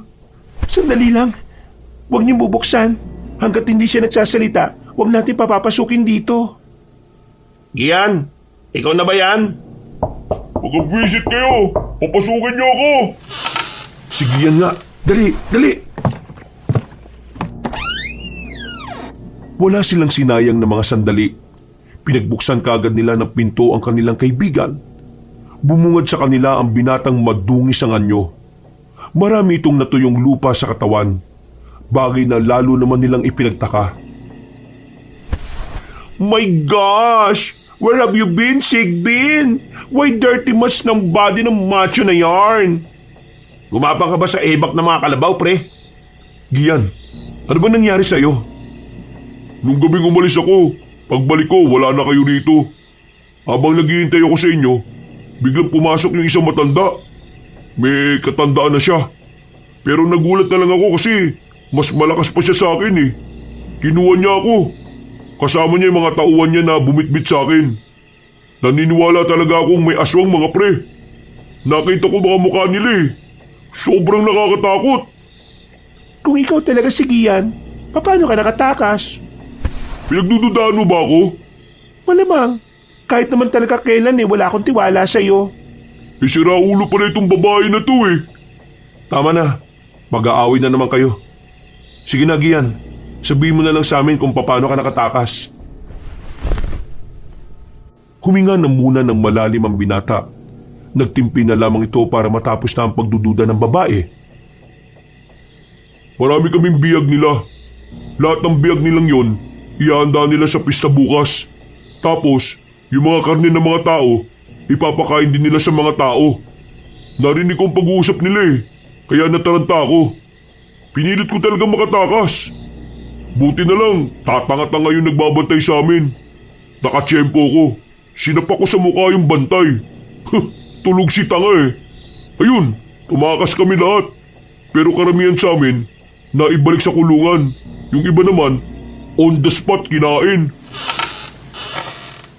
Takot na takot ang binatang si Gian habang nakukwento. Ang matapang at maangas na binata ay tila naging batang nagsusumbong. Hinawakan ni Gian ang magkabilang balikat ni Philip at nagmamakaawa. Pre, umalis na tayo rito. Parang awa mo na. Hindi ko kaya mamatay rito. Marami pa akong gustong gawin. Yun nga ang problema natin eh. Sira ang sasakyan. Hindi ko maayos. Kaya ang napag-usapan namin, bukas na lang tayo aalis. Sasamantalin natin na maraming tao. Maghanap tayo ng mapapakiusapan. Kainis naman oh. Kung kailan kailangan ng lintik na sasakyan na yan, saka pa hindi magamit. Makalintik ka naman. Pinakinabangan mo rin naman yan eh. Ibubulok-bulok na kasi, ayaw pang palitan. May pera ka naman ah. Huwag mo nga akong diktahan. Stop! Kayo naman na magkakagulo niyan eh. Isa ka pa. Kung hindi ka sana nagkasakit, eh di sana nakaalis na tayo. Pre, wag mo ko sisihin. Kaya ako nagkasakit kasi tinamad kang bumili ng sarili mong pagkain. Palibhasa, piling boss ka eh. Ano sinabi mo? Tumigil ka na nga, Gian. Kung makaasta ka rito, akala mo kung sino ka. Yan kasi, di ba ayaw mong maniwala ng una? Ngayon, para kang bata dyan na maiihi sa takot. Tsura nito. Maligo ka na nga muna. Amoy lupa ka. Kapal nito. Kala mo kung sino maganda. Papagian naman kasi very headed ang peg. Kalmalicious ka lang ha. Paano kakalma? Kung ganitong wala rin naman kayo magawa. Kakainis. Hindi lang ikaw ang gusto mabuhay, Gian. Kaya huwag kang umasa dyan na parang VIP ah. Tulungan mo na lang kami kung anong gagawin natin kinabukasan. Bahala na kayo. Gagawa ko ng sarili kong paraan. Ayoko nang babagal-bagal. Aalis ako ngayong gabi. Tigas talaga ng bungo mo eh no. Kapag may nangyaring masama sa'yo, hindi ka na namin kargo ha. Talaga? Tingnan niyo yung isang yun. Parang batang uhugin na nagmamaktol. Naglakad na lamang si Gian paakyat. Nag-impake na ito ng mga gamit. Wala pang 5 minuto, lumabas na ulit ito na dala ang mga kagamitan. Pero hindi pa man ito nakakalabas ng bahay, tumigil na ito sa tapat ng pintuan. Nabitiwan ito ang daladalang malaking bag habang nakatingin sa labas. Oh, akala ko ba aalis ka? Marahang napatras ang lalaking si Gian. Nag-alala sila nang bigla itong matumba. Pagtingin ni Lerilyn sa labas, nakita nilang meron ng mga aswang. 4 na lalaking aswang ang nasa harapan ng kanilang bahay. Kitang-kita ang mga tumutulo nitong laway. Maging ang mga mukha nitong tila inaagnas na. Guys, Oh my God! Higad! Ugat ng libag! There na mga monster oh! Kanya-kanyang kuha na ng tubo si Mark at Philip. Si Lerilyn at Aaron naman ay agad na nagtungo sa likuran nila. Talaga bang parang walang pakialam ang mga tao rito? Parang kahit sumigaw tayo dito walang makakarinig sa atin eh. Kagaya nga na sinabi ni Mang Jojo, takot silang labanan ng mga aswang. Tibayan na lang natin ang kalooban natin. Hindi naman tayo mapapasok ng mga yan eh. Nasa atin ang pangontra ni Mang Jojo. Gian, ano bang ginagawa mo dyan sa tapat ng pinto? Umalis ka na dyan. Pambira! Hindi na yata nakagalaw. Nagmagandang loob na si Mark at tinila si Gian paalis doon. Nang makarating na sila sa likuran ng sofa, saka lang natauhan si Gian. Nanginginig ang kamay nito sa takot. Para bang kakaunti na lang ay mapapaihi na ito sa salwal. Hindi ka man lang nagpalit ng damit, pre. Amoy hukay ka na. Huwag kayo matatakot. Hanggang labas lang naman ang mga yan. Wala ba tayong gagawin? Parang gusto kong hambalusin itong hawak ko eh. Wala. Hahayaan lang natin sila dyan. Hanggat tumatalab ang pangontra, ligtas tayo. Isinarado na lamang nila ang pintuan. Tinakpan na nila ng kurtina ang mga bintana. Halos tumagal din ng 3 oras ang pagtambay na ginawa ng mga aswang. Pero umalis din yon nang sumikat na ang araw. Nabuhayan na sila ng loob nang marinig na ang mga tilaok na manok. Puyat at pagod na pagod ang utak nila sa kakaisip. Hindi sila dinadalaw ng antok. Mas nangingibabaw ang takot sa kanilang kalooban. Bandang 7:00, mararamdaman na ang pagsisimula ng pista. Bawat bakuran at kabahayan may kanya-kanya ng niluluto. Sila na lamang ang walang ganap. Hindi nila magawang lumabas agad dahil na rin sa pangambang baka inaabangan lang sila ng mga aswang. Meron nga tayong pangontra. Paano itong isang to? Sige yan. Baka mamaya bigla na lang hablutin sa atin to eh. Na mga sandaling yun, tahimik lang si Gian. Bakas na bakas ang trauma sa ekspresyon ng mukha nito. Kahit si Lerilyn na dating buwisit na buwisit sa binata, nakakaramdam na siya ng awa para dito. Maya-maya pa, pagkatapos nilang mag-almusal, pinag-usapan nila ng maigi ang plano na gagawin nila. Pagkatapos, inihanda na rin nila ang kanilang gamit. Wala nang pakialam si Philip kung maiwan niya na ang sasakyan doon. Ang mahalaga na lamang sa binata ay makaalis sila at makauwi ng Maynila ng ligtas. Tuluyan ang naging maingay sa kanilang lugar. Hindi alintana ng mga tao ang mga balibalitang nagbalik ang mga aswang para manguha ng mga tao. Kantahan dito, sayawan doon. Tanghali pa lang, nakakakita na sila ng mga lasing sa daan. Sinamantala ng magkakaibigan na lumabas. Para silang mga pinalayas dahil bitbit na nila lahat ng gamit nila pauwi. Habang naglalakad sa daan, ang dami nilang nakakasalubong. Bawat mapapatingin sa kanila'y sinusuri nila kung yun ba ay mga aswang o hindi. Mag-iingat kayo sa mga didikit sa inyo ha. Baka maagaya kayo sa akin. Gian, huwag kang mahuli, Diyos ko. Baka mamaya bigla ka na namang mawala. Lakad lang sila ng lakad ng mga sandaling yun. Pero wala silang makitang pwedeng maarkilahan ng sasakyan o kahit tricycle man lang. Habang tumatagal na nasa labas sila, pakiramdam ni Lerilyn ay may nakamasid sa kanila. Sinenyasan niya si Philip. Nakuha naman agad ng binata ang nais niyang sabihin. Kaya nang makita nila ang kaliwang kanto, lumiko sila roon. Ang parte na kung saan ay wala ng gaanong tao. Tumigil na muna sila sa eskinita at tumingin-tingin sa paligid. May sumusunod ba sa atin? May dalawang lalaki kanina. Buti na lang nawala na sila. Kung bumalik na lang kaya muna tayo kay Man Jojo, para kahit na papaano medyo ligtas tayo. Baka makahingi rin tayo ng tulong kay Aling Winnie. Hindi ba madadamay sila? Philip, wala na tayong choice. Kailangan na nating lumapit sa kanila. Dali-dali silang tumakbo patungo sa kinaroroonan ng bahay ni Mang Jojo. Mabuti na lamang ay ligtas silang nakarating doon. Naabutan nila si Mang Jojo na nakahilata sa lamesang nakalatag sa harapan ng bahay. Mang Jojo! Mang Jojo! Oh, bakit nandito pa kayo? Akala ko nakaalis na kayo. Sira po yung sasakyan namin eh. Wala kami magamit na sasakyan palabas. Baka may alam po kayong pwedeng arkilahan. Magbabayad po kami kahit na magkano. Ay, ganun ba? O sige, dito lang muna kayo. Meron akong kaibigan na may truck. Siguradong pwede na kayo ron. Nabuhay ang pag-asa nila na akala nila ay tuluyan na silang mamamatay. Umalis sa matandang lalaki. Halos 10 minuto lamang silang naghintay, bumalik na ito. Nakangiti si Mang Jojo nang lumapit sa kanila. Amayang hapon, mga dakong 5:00. Dadaanan kayo rito ng kaibigan ko. Naku, maraming salamat naman kung ganun. Makakalis na ba talaga tayo rito? Ayoko na rito. Gusto ko na bumalik ng Maynila. Kalmalicious. Gogora din sa ating birthland. Oh, mga iha. Mag-iingat kayo ha. Pasensya na kung hindi ko kayo maihatid.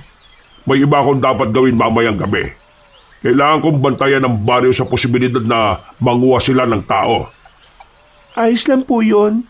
Malaki na po ang naitulong ninyo. Hindi nga po namin inakala na yung babaliw-baliw na nakita namin noon, siya pa palang magliligtas sa buhay namin. Nako, saka na kayo magpasalamat kapag talagang nakaalis na kayo. Makakahinga lang din ako ng maluwag kapag alam kong ligtas na kayong mga bata. O siya, habang wala pa naman ang truck, pumasok na muna kayo sa loob. Mga wala kayong tulog. Halatang halata eh. Sige na, magpahinga na muna kayo.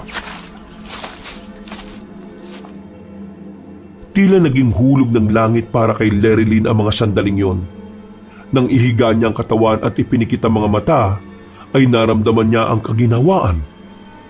Gusto lamang niya sanang mahiga, pero tuloy-tuloy na ang kanyang naging tulog. Nang magising siya, madilim na ang paligid. Wala na mga katabi niya sa gilid. Nagmamadali siyang makabangon at lumabas. Nakita niya mga kasama niya na nasa bakuran. Pare-parehong problemado at kabado.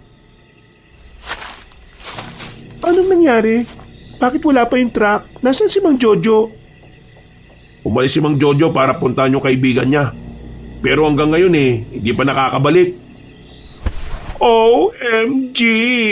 Where's Mang Jojo? Makakauwi pa ba sa ating baler? Jiske! I want to go home na! Dito lang kayo. Saan ka naman pupunta? Madilim na ang paligid, Philip. Hahanapin ko si Mang Jojo. Baka kung ano na nangyari sa kanya. Huwag kayong mag-alala. Nasa akin pa yung bigay na pangontra ni Mang Jojo. Hindi ako malalapitan ng mga aswang. Pre, bumalik ka kagad Kailangan ka namin dito. Tumango na lamang si Philip. Nagmamadali itong makalis dala ang itak na kinakalawang. Hindi naman mapakali si Lerilyn nung mga sandaling yon. Habang si Gia naman, tahimik pa rin sa gilid. Mula nang dumating sila roon, ay hindi na yun nagsalita. Lumipas ang halos 10 minuto.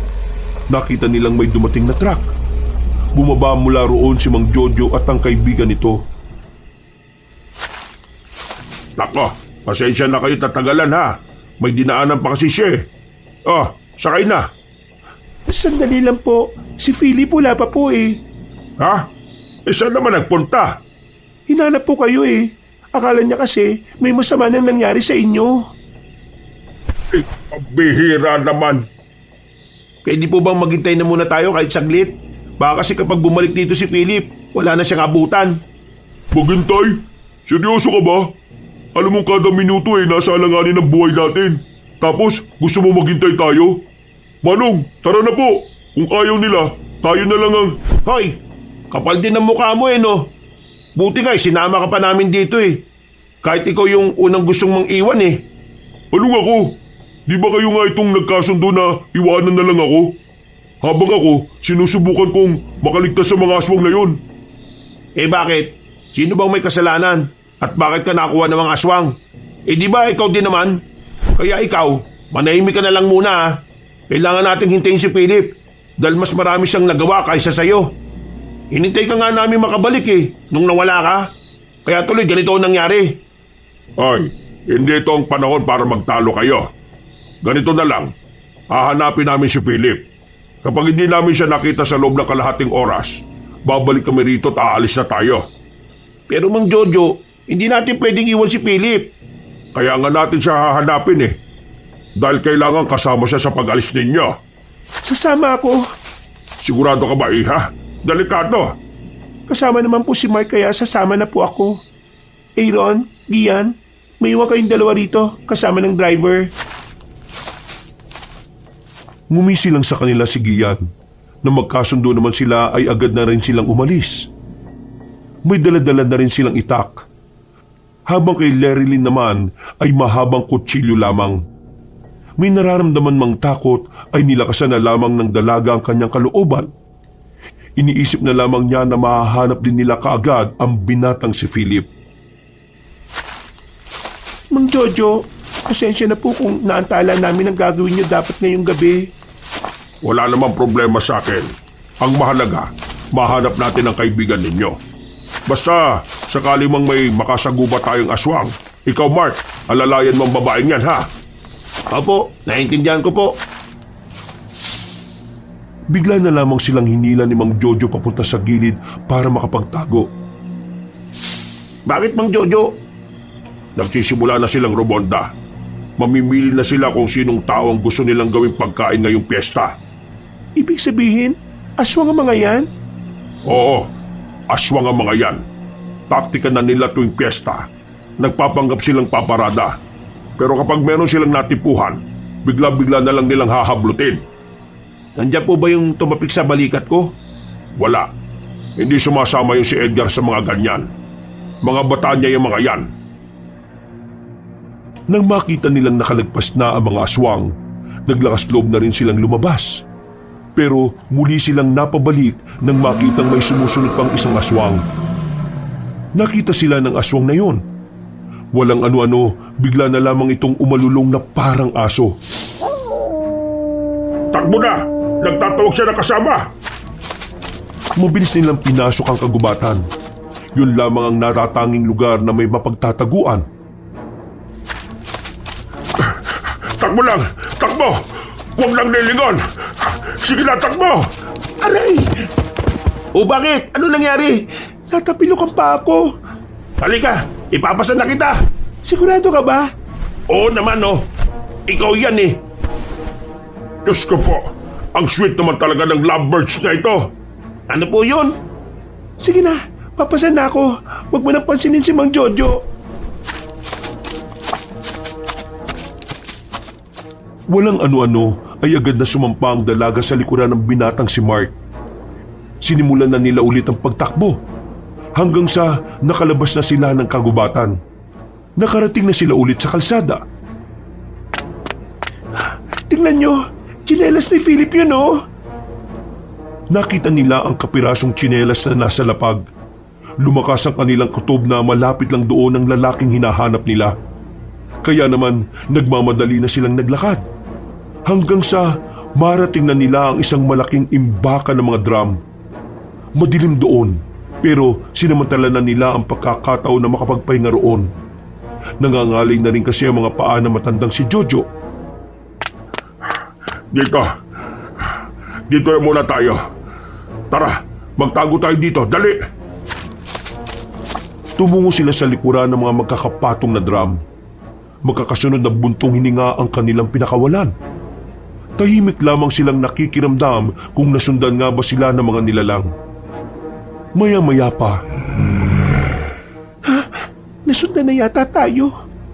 Huwag ka na muna kumapit sa akin. Tutulong ako kay Mang Jojo kapag napalaban. Sa parting yon, may nakalabog. Tinuro pa na matandang lalaki ang kaharap nilang drum na magkakapatong rin. Kinakabahan sila sa posibilidad na baka tambayan din ng mga aswang ang kanilang napuntahan. Ayon kasi sa matanda, ang mga lugar na madidilim talaga ang madalas pamahayan ng mga nilalang na yon. Dito lang kayo. Kailangan kong paslagin ang isang yan para makaalis na rin tayo. Buong tapang na lumabas ang matanda sa kanilang pinagtataguan. Agad itong lumapit doon. Pero nang 1 metro na lang ang distansya ni Mang Jojo, bigla na lamang lumabas ang lalaking si Philip. Ako to, Mang Jojo. Huwag mo ako tagain. Ay sus, akala ko aswag na eh. Buti naman at narito ka lang pala. Pre, kailangan na natin makabalik sa bahay nila Mang Jojo. Hinihintay na tayo ng truck. Pasensya na kung hinintay niyo pa ako. Kasalanan ko rin naman kasi masyado kaming napatagal sa pagbalik. Tara na! Hindi naging madali para sa kanila ang makarating kagad sa kanilang patutunguhan. Dahil sa mga sandaling ito, naalarma na rin ang mga aswang para hanapin sila. Habang nasa kagubatan sila, naririnig nila ang ahangil ng mga aswang. Ramdam nila ang gutom ng mga yon dahil parang nababaliw na sa kakahanap sa kanila. Sumunod lang kayong dalawa sa akin. Tara, pumusang ka na ulit. Hindi, ayos na ako. Kaya ko na ulit maglakad. Sigurado ka? Oo, kaya ko na ulit. Marahan silang naglakad pakaliwa, sinamantala nilang pakanan ng mga aswang. Ayos na sanang sandaling yon para sa kanila, pero nang bilisan nila ang kanilang lakad, naramdaman sila ng mga aswang kahit medyo malayo na mga yon. Takbo! Naunang tumakbo si Lerilyn palabas ng kagubatan. Nang makarating na sila ulit sa kalsada, sinubukan nilang parahin ang napadaang jeep. Pero minura lang sila ng driver at muntikan pang sagasaan. Kaya naman wala na naman silang magagawa. Tatakbo na lang sila. At kung minalas pa, kakalabanin nila ang mga aswang. Diyos ko, nasa likuran na natin sila. Sige, mauna na kayo. Bilis! Nang maabutan na sila ng mga aswang, tumigil si Mang Jojo. Hinugot na nito sa tagiliran ng daladalang mahabang itak. Walang takot nitong hinarap ang mga aswang. Bawat hagupit nito ng sandata, walang makalapit kahit na isa. Nung mga oras na yon, naawa sila sa matandang lalaki. Kaya naman binalikan nila ito para samahang makipaglaban. Hindi nila kayang makitang dinudumog yon ng aswang. Nako, ang tigas ng mga bungo nitong love triangle na to, oh. Diyos ko naman! Po? Ano po yun? Wala! Ang sabi ko, ihanda niyo ang sarili ninyo! Nagdikit-dikit silang apat. Pinalibutan na sila ng mga nilalang na laway sa kanilang mga laman. Hindi nagtagal, sabay-sabay na umatake ang mga yon. Buti na lamang ay hindi nila itinigil ang pagwasiwas ng mga hawak nilang patalim. Nagagawa nilang tamaan ng mga aswang na yon. At dahil din sa kausayan ng matandang albularyo, nagawa nilang patrasin ng mga aswang. Sugutan ng iba sa mga yon, habang ang iba naman ay namatay. Ha! Akala nyo, makakatakas kayo sa akin, ha? Mga hunghang! Inilabas ng matandang lalaki ang tirador nito. Binalaan niya yon ng bulitas at saka diretang pinagtititira ang mga papatakas na sanang aswang. Nang tamaan yun ni Mang Jojo, mabilis na bumulagta ang mga nilalang at kalaunan ay binawian na rin agad ng buhay. Ang husay niyo naman pala, Mang Jojo! Baka hindi nyo na itatanong. Nung araw marami akong pinabagsak na aswang. Pero hindi naman ito ang oras ng pagyayabang. Halina kayo, balikan na natin ang mga kasama natin sa bahay. Sa mga sumunod na sandali, hindi na sila nakakita pa ng aswang sa daan. Tila pumapabor na rin para sa kanila ang sitwasyon. Nakabalik na ulit sila sa baryo. Nagmamadali silang tumakbo palapit sa bahay nang matanaw nilang wala na roon ng truck. Nako, nasaan ang truck? Nasaan? Bakit nawala rito? Tanging si Aaron na lamang ang naabutan nila roon. Iyak ng iyak at nanginginig na rin sa takot. Pinakalma na muna nila yon. At makalipas lang ang ilang minuto ay naikwento na rin nito ang nangyari. Si Papa Gian kasi, himik banta-banta sa driver. Kumuha siya ng sharp object and then tutok-tutok sa mukha ni Manong. Shook ako ng mga box. Don't you know saan ang gagawin? Jeske, tinutukan din aktes ng koyan nyo. Kaya ang beauty ko, there lang sa side, cry-cry lang. Habang si Papa Gian, ayun, gumora na mag-isa. Tarantado talaga yung taong yun no? Una pa lang, alam ko nang walang gagawing matino yung siraulo na yun Kilala ko si Gian. Nilamon na siya ng emosyon niya. Sinabayan pa ng trauma kaya hindi na nakapag-isip ng tama. Pero mali pa rin yung pre. Walang iya ang potek. Mapapahamak tayo sa ginawa niya Yun na nga lang ang pag-asa natin. Nasaan ang kaibigan ko? Bakit wala rito? Nag-try siya mag-follow sa koyan nyo. May napadaan na car kanina at nakisakay ang Manong. Doon ko na knows kung naabutan niya si Papa Gian Anong gagawin natin ngayon? Hindi na tayo pwedeng bumalik pa sa baryo. Marami pa rin tao doon hanggang ngayon. Baka bigla na lang may sumakmal sa atin doon.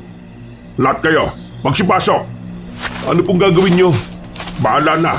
Haharangin ko na lang kahit sinong mapadaan na sasakyan. Hindi kayo pwedeng umalis hanggat hindi ko pa nakukuha ang gusto ko.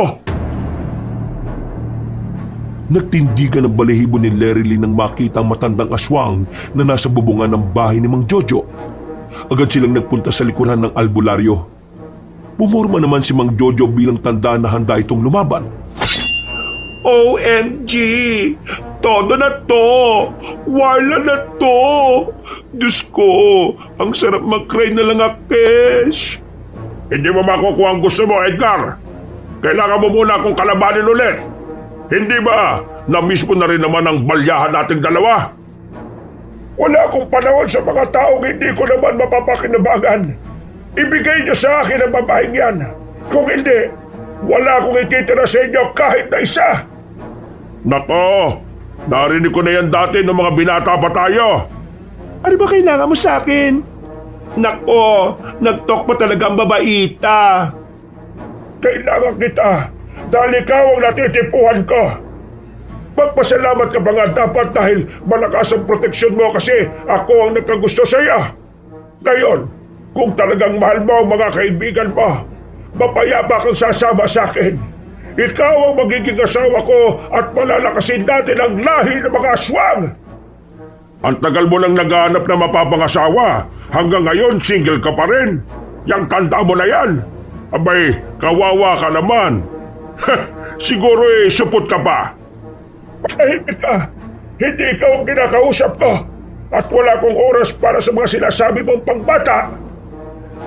Pambata ba? Bakit hindi na lang natin simulan ng labanan na to? Para naman malaman natin kung sino ang magmumukhang bata.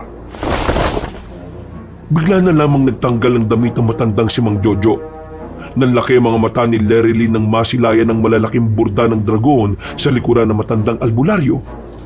Meron na rin itong isinuot na kwintas na hindi naman nila alam kung ano. Basta tila ba kumislap yun lalo na kapag natatamaan ng liwanag. Ay, bongga! Mang Jojo, sigurado ka bang kaya mo siya? Nabuhay talaga ako ng ganito kahaba para labanan ng isang ito. Huwag kayong mag-alala. Kayang-kaya ko na ito. Mark, gumilid kayo. Huwag na huwag mong bibitiwan si Larry Lynn. Manood kayo sa laban na ito. Ay, bawal kaming gumora na. Hindi kayo pwedeng umalis. Hahabulin niya lang din kayo.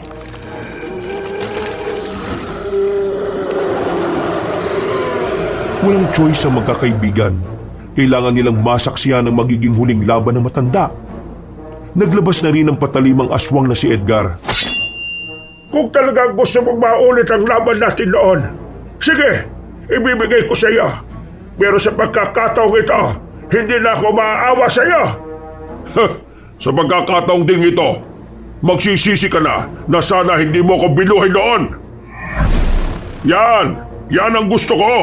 Lumalaban ka kahit hindi mo ko kaya. Ang dami mong daldal, mamamatay ka rin naman. Ano? Lumaban ka pa? Nagsisimula pa lang tayo. Tinamaan ni Mang Edgar si Mang Jojo sa katawan, pero tila hindi naman yon ininda ng matandang albularyo.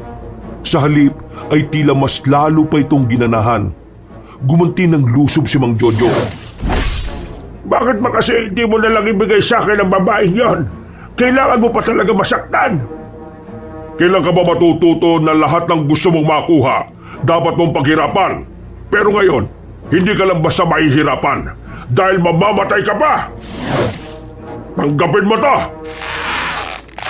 Kinuha ni Mang Jojo sa bulsa ang tirador at malinis na binalahan ng bulitas. Tinira niya si Mang Edgar at tinamaan naman ito ang matanda. Muling lubusob si Mang Jojo ng mga sandaling yon. Sinamantala na nito ang pagkakataon.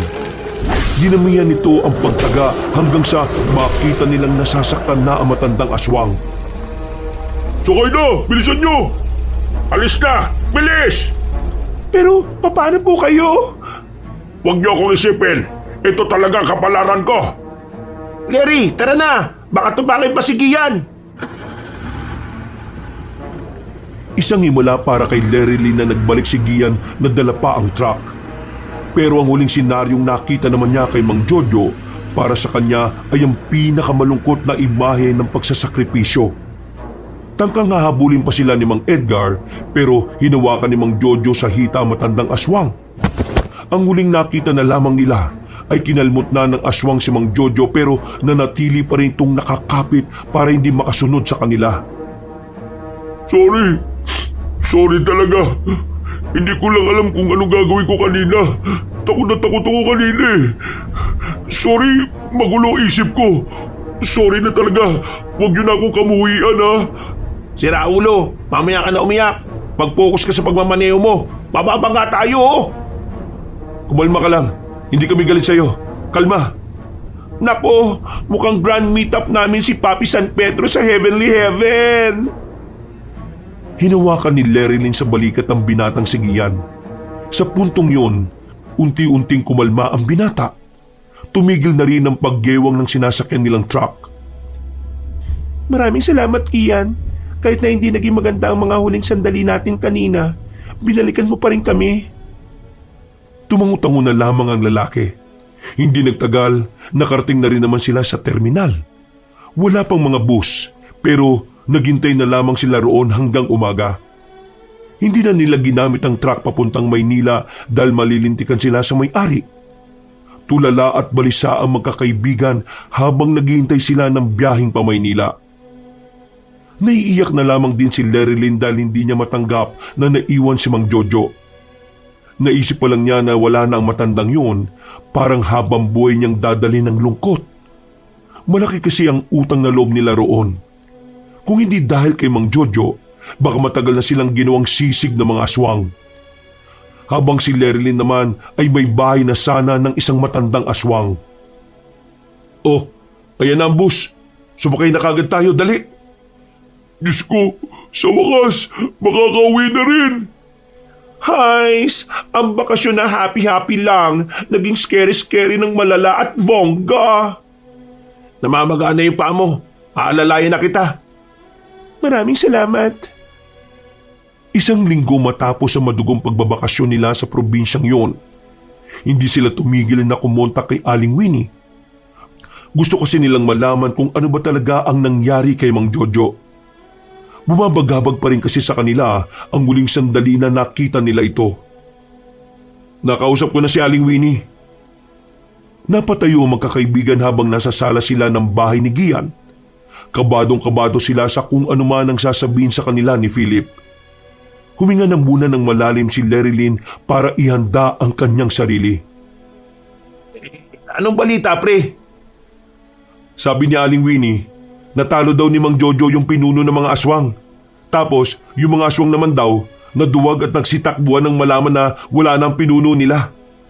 Nagpapagaling na lang ngayon si Mang Jojo sa ospital. Napaupo sila ulit sa sofa at napasandal. Nakahinga na rin sila ng maluwag.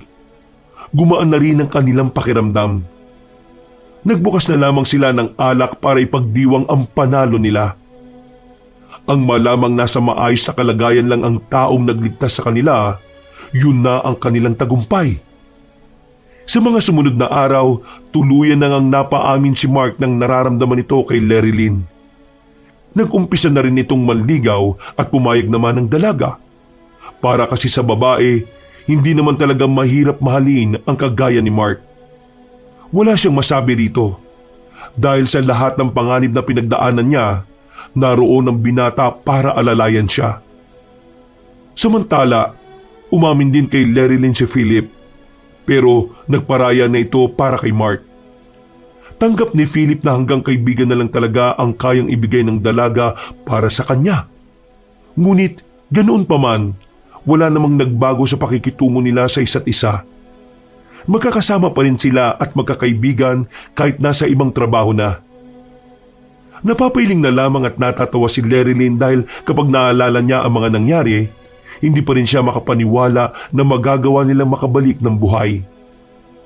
Sa ngayon, patuloy ang pakikipag-contact nila kay Mang Jojo. Tinulungan nila yon sa mga gastusin sa ospital. At sa mga sumunod pang taon, tila naging parte na rin ito ng tinuturing nilang pamilya. Ang pamilya na kahit hindi sila makakadugo, ay matibay ang tiwala at pagmamahal sa isa't isa. Wakas,